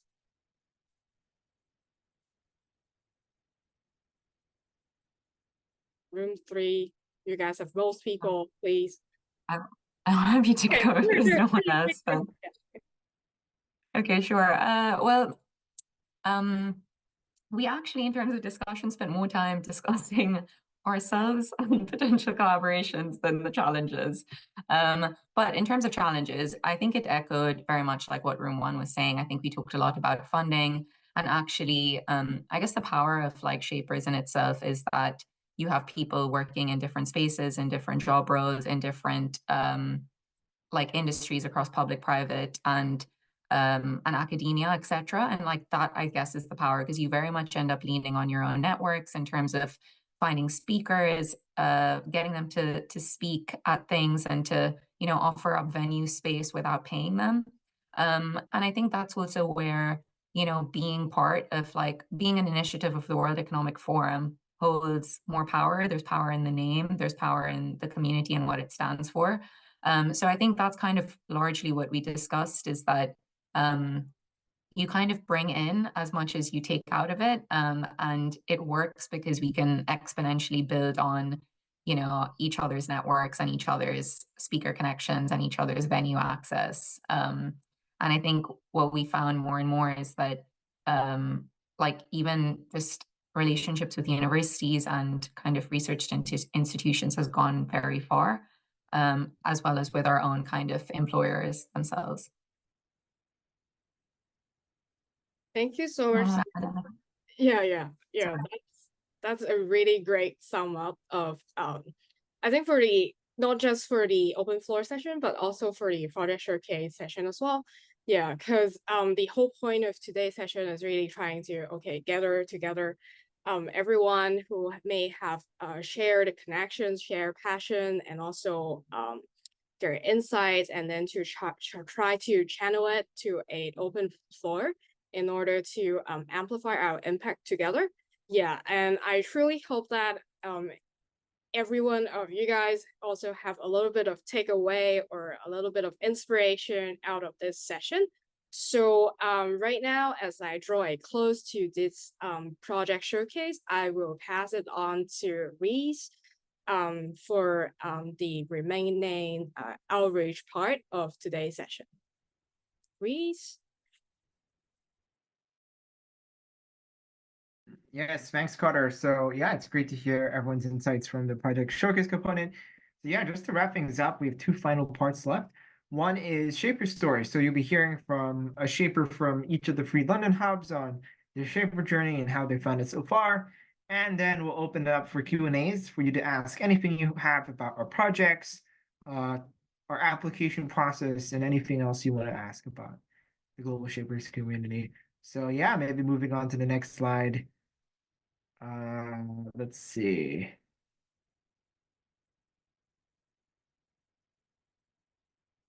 Yeah, what we could do is maybe have each one share a bit and then move straight to sort of Q&A. So yeah, maybe Katerina, over to you to kick things off. Sure. Thank you so much, Reese.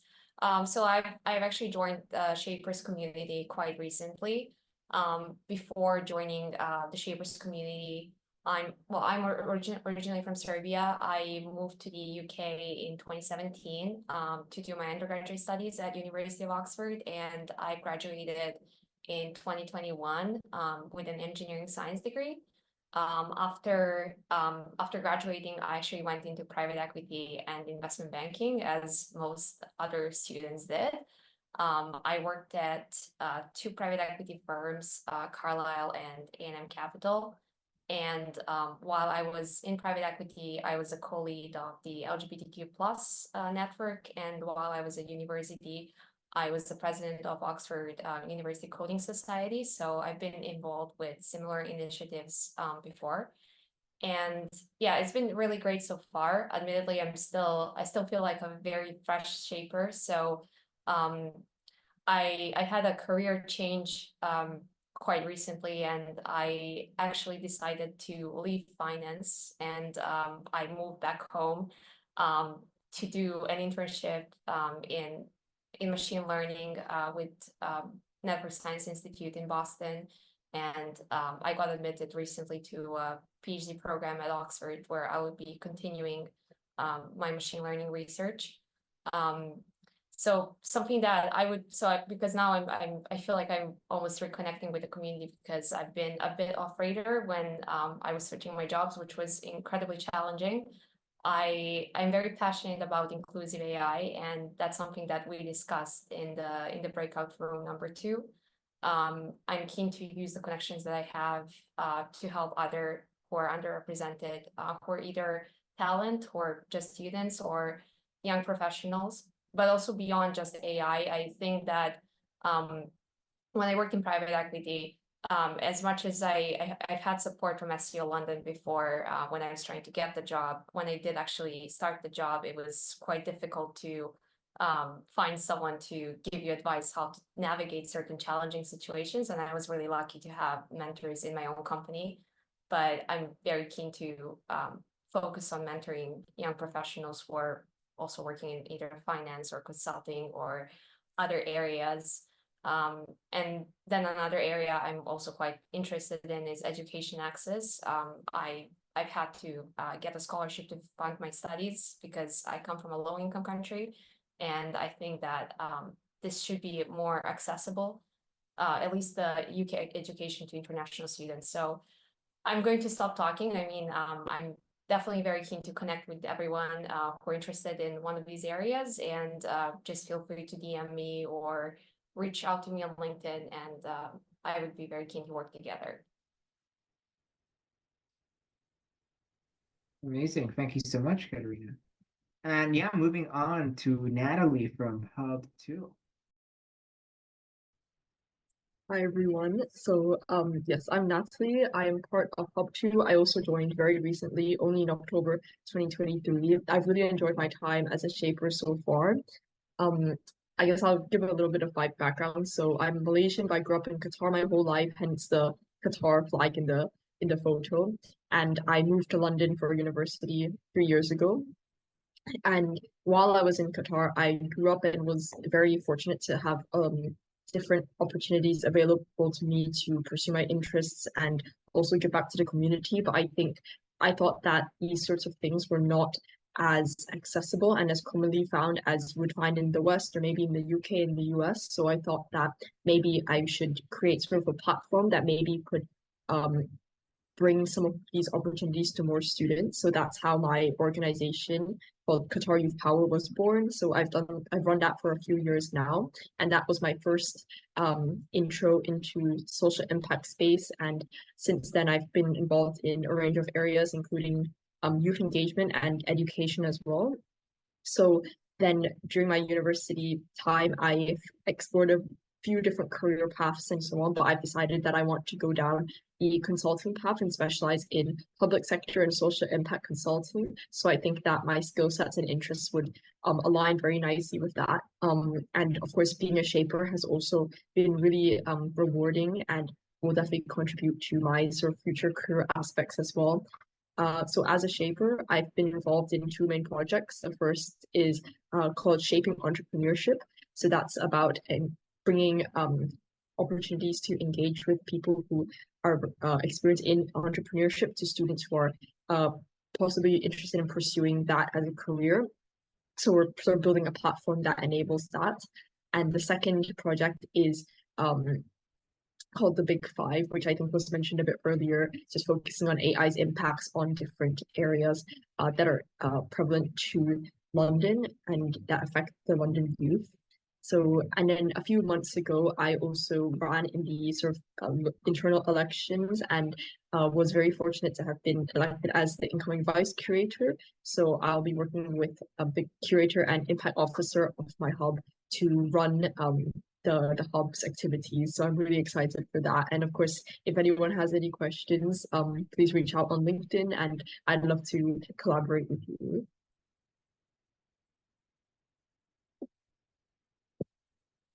Amazing. And well, looking forward to working with you too, Natalie.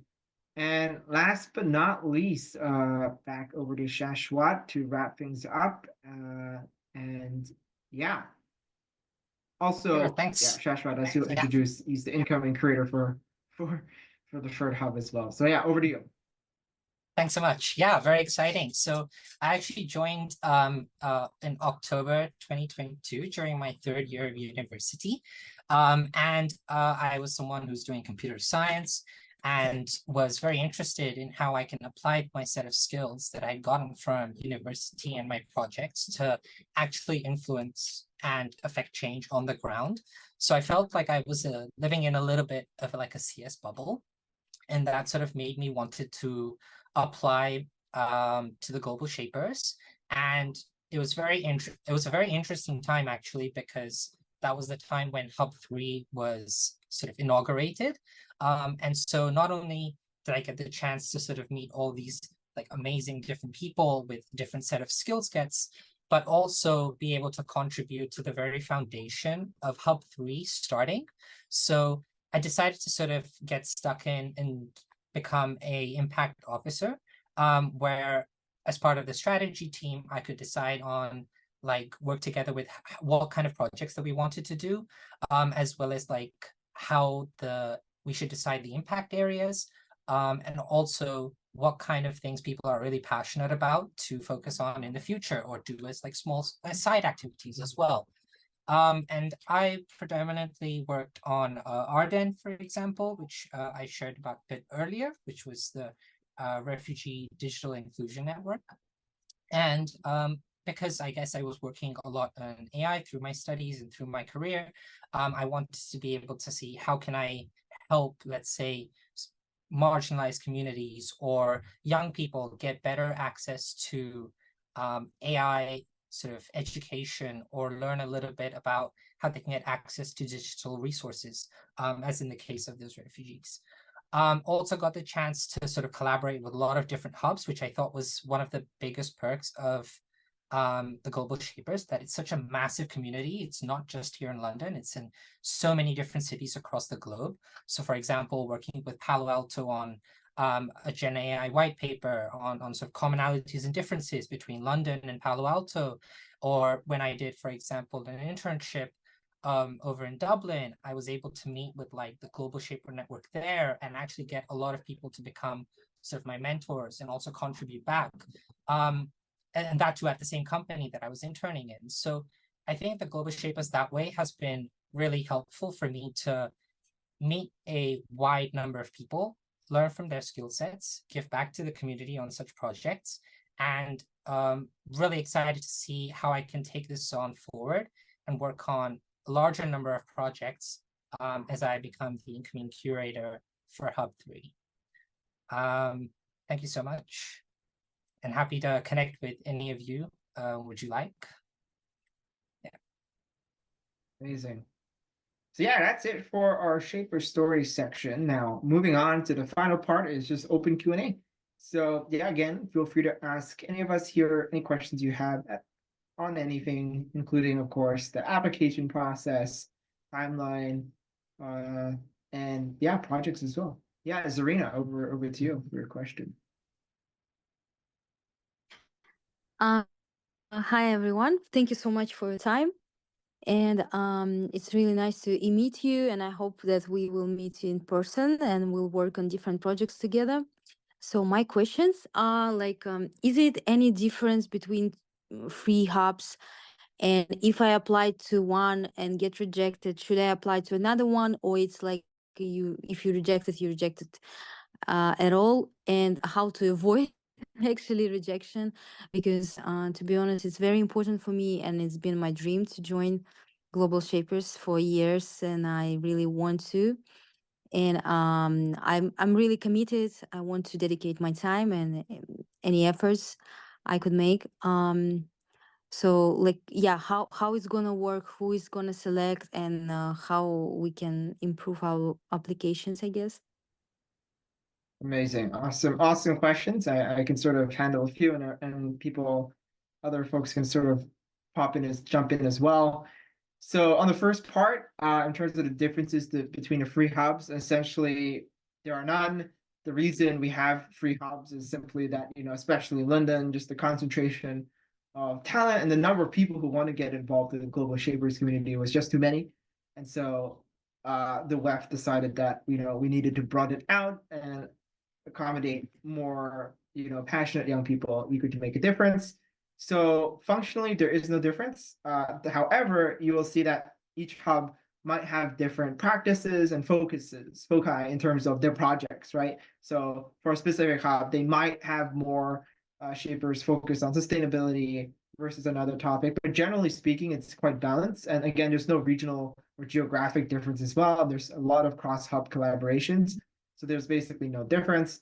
On the second part, so as with last year, this year we are also doing a merged recruitment cycle, which means when you apply, you're applying to all free hubs, which means all free hubs will be considering your application together. And Carter can provide more information based on just how this worked last year. But essentially, you won't be rejected by a specific hub because it's basically a pulled application. And in terms of who will be reviewing these applications, it will be essentially a recruitment team across all three hubs. So possibly some of us, possibly some other shapers as well. And there will be sort of a few parts to it. We're still deciding, but generally speaking, some form of like an application screening where you have to answer some short questions about your motivations, why you want to join, what experience do you have, what do you bring to the community. And then we'll generally have also a short interview online with a few of the shapers in our community just to sort of, discuss your sort of motivations as well. So that's generally the process. So again, I think my advice, and again, others can feel free to chip in, is really to show your understanding of what the Global Shapers community is about. So being at this project showcase is very useful because that is really at the core of what we do. It's for these projects. So really showing that you understand that will be quite useful. And then I think also around, again, showing like why do you want to join? How does this align to your own vision and mission? I think will be helpful. But yeah, I think everyone else feel free to chip in. I think Carter, especially for improvement and tips, and also everyone else, just like in terms of what do you think you guys like did to make you guys stand out as well. So yeah, feel free to chip in, everyone. Yeah, sure. Okay, thank you. Oh, sorry. Yeah, I'm just jumping in to add a little bit of insights regarding the recruitment process, and also as a response to Serena's question. So this year is gonna be another, like the second year that we're doing a merge recruitment, as mentioned by Reese. And then well, the internal process we haven't finalized it yet, but probably gonna be pretty much similar to last year. So based on last year's experience, it's likely that so for the interview process and also the application screening before the interview, it's gonna be your application and your interview will be reviewed and also be graded, assessed by representatives from all three hubs. And then after that, if you get shortlisted to the final list of, for example, like the total 30 people to be admitted to across the three hubs. So at the end, all of the three hubs will gather together in order to have a discussion and then kind of a heated debate, and then we will discuss, okay, which of the candidates we want to admit based on our project needs, and also for diversity reasons, and also for their preferences as well. So yeah, so after that heated debate, we'll then finalize the list of shapers, the new shapers that each of the hub would be able to admit, and then we will inform the new shapers regarding the final decision.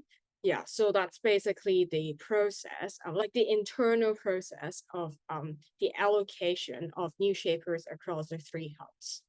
Yeah, I hope that helps. Thank you. Yeah, and I really hope that my application will catch your attention. Stuff. All right. Does anyone else have any questions? I had a question.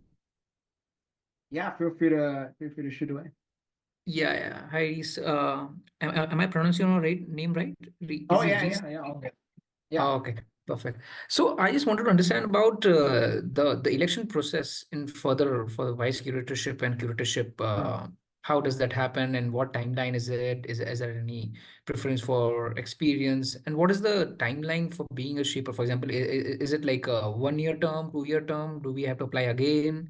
And also how what's the process like to participate in the annual World Economic Forum Davos agenda? Like, are there members who are I would say are recommended to for this forum, or it's a direct application from each hub, or there's only one representation from all the three London hubs, or each London hub has their own representation? How does that happen actually?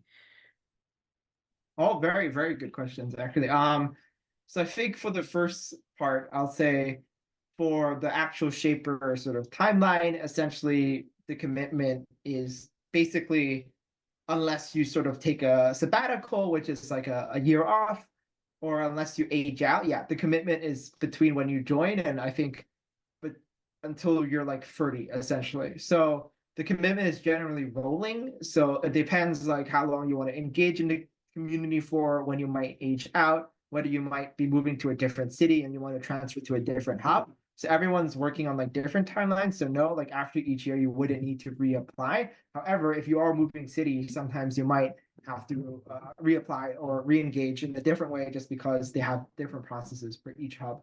So that's for like shaper timelines and cycles. However, the caveat, there is also a 3-month for at least our hub, and the other hubs might have it differently too. Generally, yeah, most hubs do also have a probation period. So this for us looks like 3 months. This could be adjusted to where it's basically like a trial period to see how you're adding value to the community, but also how the community is adding value to you. but yeah, it's like the timelines really depend. So that's one. Number two, for vice creator and curator elections.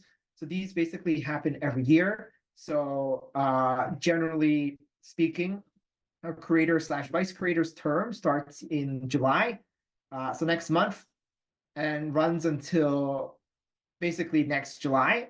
And elections usually happen for most hubs like around March to April, confirming both the creator and the vice creator. The impact officer role, and this may vary per hub, can be elected, but also can be simply nominated within each hub as well. So yeah, how that process works depends on how each hub wants to run the elections, but it's generally like a majority vote. And essentially, yeah, that's that person and the vice creator, yeah, they serve for a full year and cycle. So that's actually, yeah, it's going to be quite fruitful, especially to take up a leadership role, but also every hub also has lots of other roles as well, like leading on the social media efforts, sustainability efforts, event efforts. So there's a lot of ways to really step up in a way. And then the last point, to your point about agenda, but also Davos itself. So two things actually. One is for agenda, which is actually the World Economic Forum's publication. Every shaper has the opportunity essentially to submit an article for agenda. Even if you're actually like external, you can also submit it, but you basically probably have like a better shot at sort of getting your application submission accepted by the WEF if you're a shaper, because they want to platform these young voices. But essentially, yeah, you pitch your article topic or your theme of interest, and they get back to you on whether or not your pitch has been accepted. For Davos itself, it's slightly different. So each year, generally speaking, for the Davos itself, the WEF takes 50 global shapers across the whole community, across all hubs, and they decided with their own sort of criteria and their own committee. Generally speaking, every year we have, I think, maybe correct me if I'm wrong, but like one or two across all three London hubs. So it is very selective. And again, it's to really represent the wide range of hubs across the whole WEF network as well. But again, there's also Summer Davos, which is the summer event happening in this year in Dalian, which is Davos's the WEF's gathering in the summer, focusing on innovation and technology specifically. And yeah, this year, for example, Carter is going very soon actually to Dalian. So you can ask her more about that. It's a similar process as well, where you submit like a motivational questionnaire and also like a short video submission. But at the core of it, it really depends if what you're working on, both as part of Global Shapers and separately, aligns with like the meeting and what they're looking for in terms of the focus areas, right? And whether you might be able to add value separately. So there's that. So yeah, a lot of fun ways to get involved. As a creator, vice creator, all the other leadership roles in the hub, and then also, of course, the WEF affiliated opportunities as well. Yeah, hopefully that answered most of your question. Yeah, I can jump in to talk a little bit more about Davos and Summer Davos. So basically, Reese sums up it really well that the application would require a basically filling in a application questionnaire, not super long, about your background, filling in your profile, and then also uploading a YouTube video. Shouldn't be too long and around like 1 minute, but you need to be really concise regarding why you would like to join. But in the backdrop of it, it also depends on your original profile, how related it is to the latest or the upcoming topics at the Davos or Summer Davos, and also your involvement, like how active you actually is in within the Global Shaper community. Yeah, so yeah, those will be the key factors and also the process of it. Yeah, hope that helps. Okay, so every shaper can apply for the Davos application irrespective of their position, right? Yes, given that they're like active shapers, so they've been contributing throughout the year. Got it. Thank you so much. Yeah, no problem at all. All right. Any more final questions before we wrap up? Hi, I just have a quick question, just following up from Sarina's question number one. Are there any specific kind of skills or experiences that you look forward to see in an application? And just kind of in general, do you have any recommendations for potential applicants?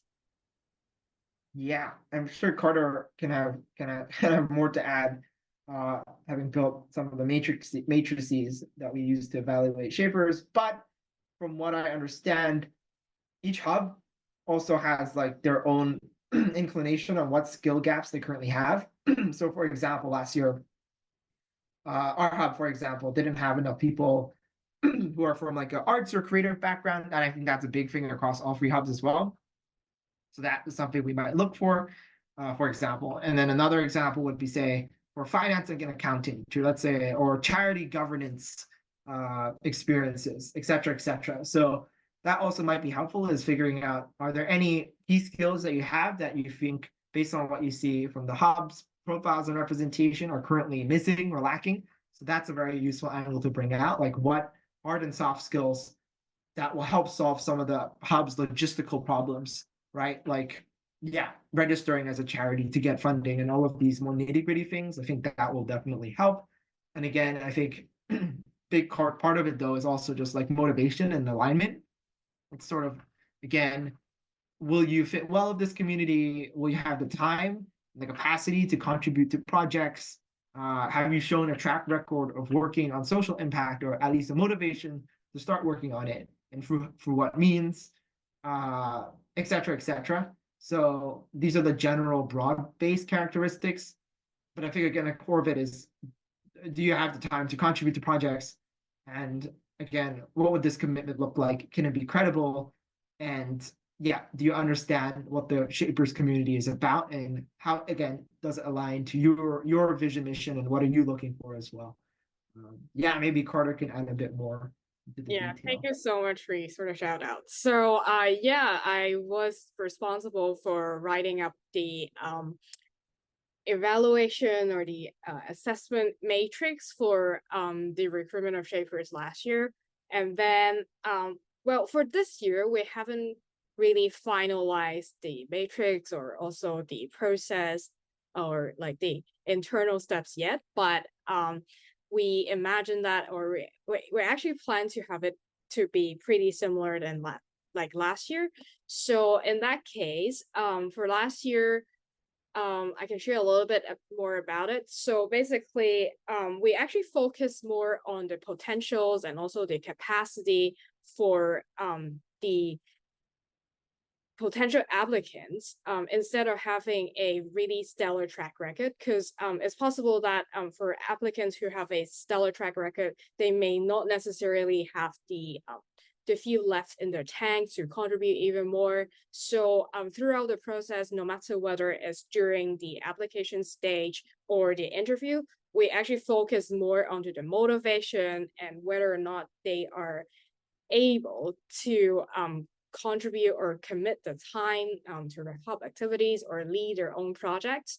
So that part would be really, really essential in order to succeed, like the passion, the commitment. And apart from that, that would be also about the value alignment, as mentioned by Reese. For example, the respect for diversity, and also their, again, the commitment for social impact in general.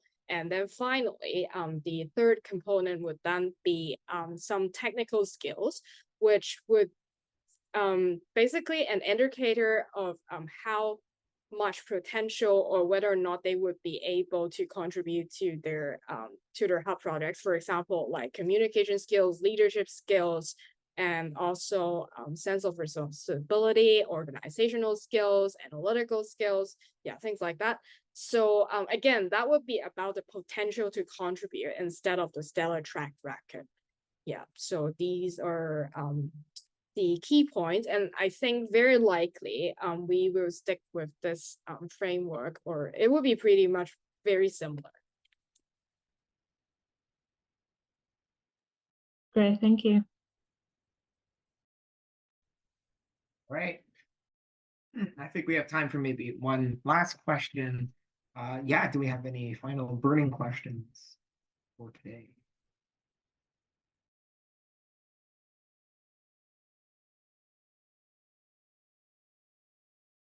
All right. If not, then yeah, I think that's it for today's event. Thank you so much for joining, hearing more about the Global Shapers community and our projects. But last but not least, do keep in touch by scanning the QR code where you'll have access to basically all free hubs, Instagram and LinkedIn, so you know when the application comes out, but also on any exciting project updates.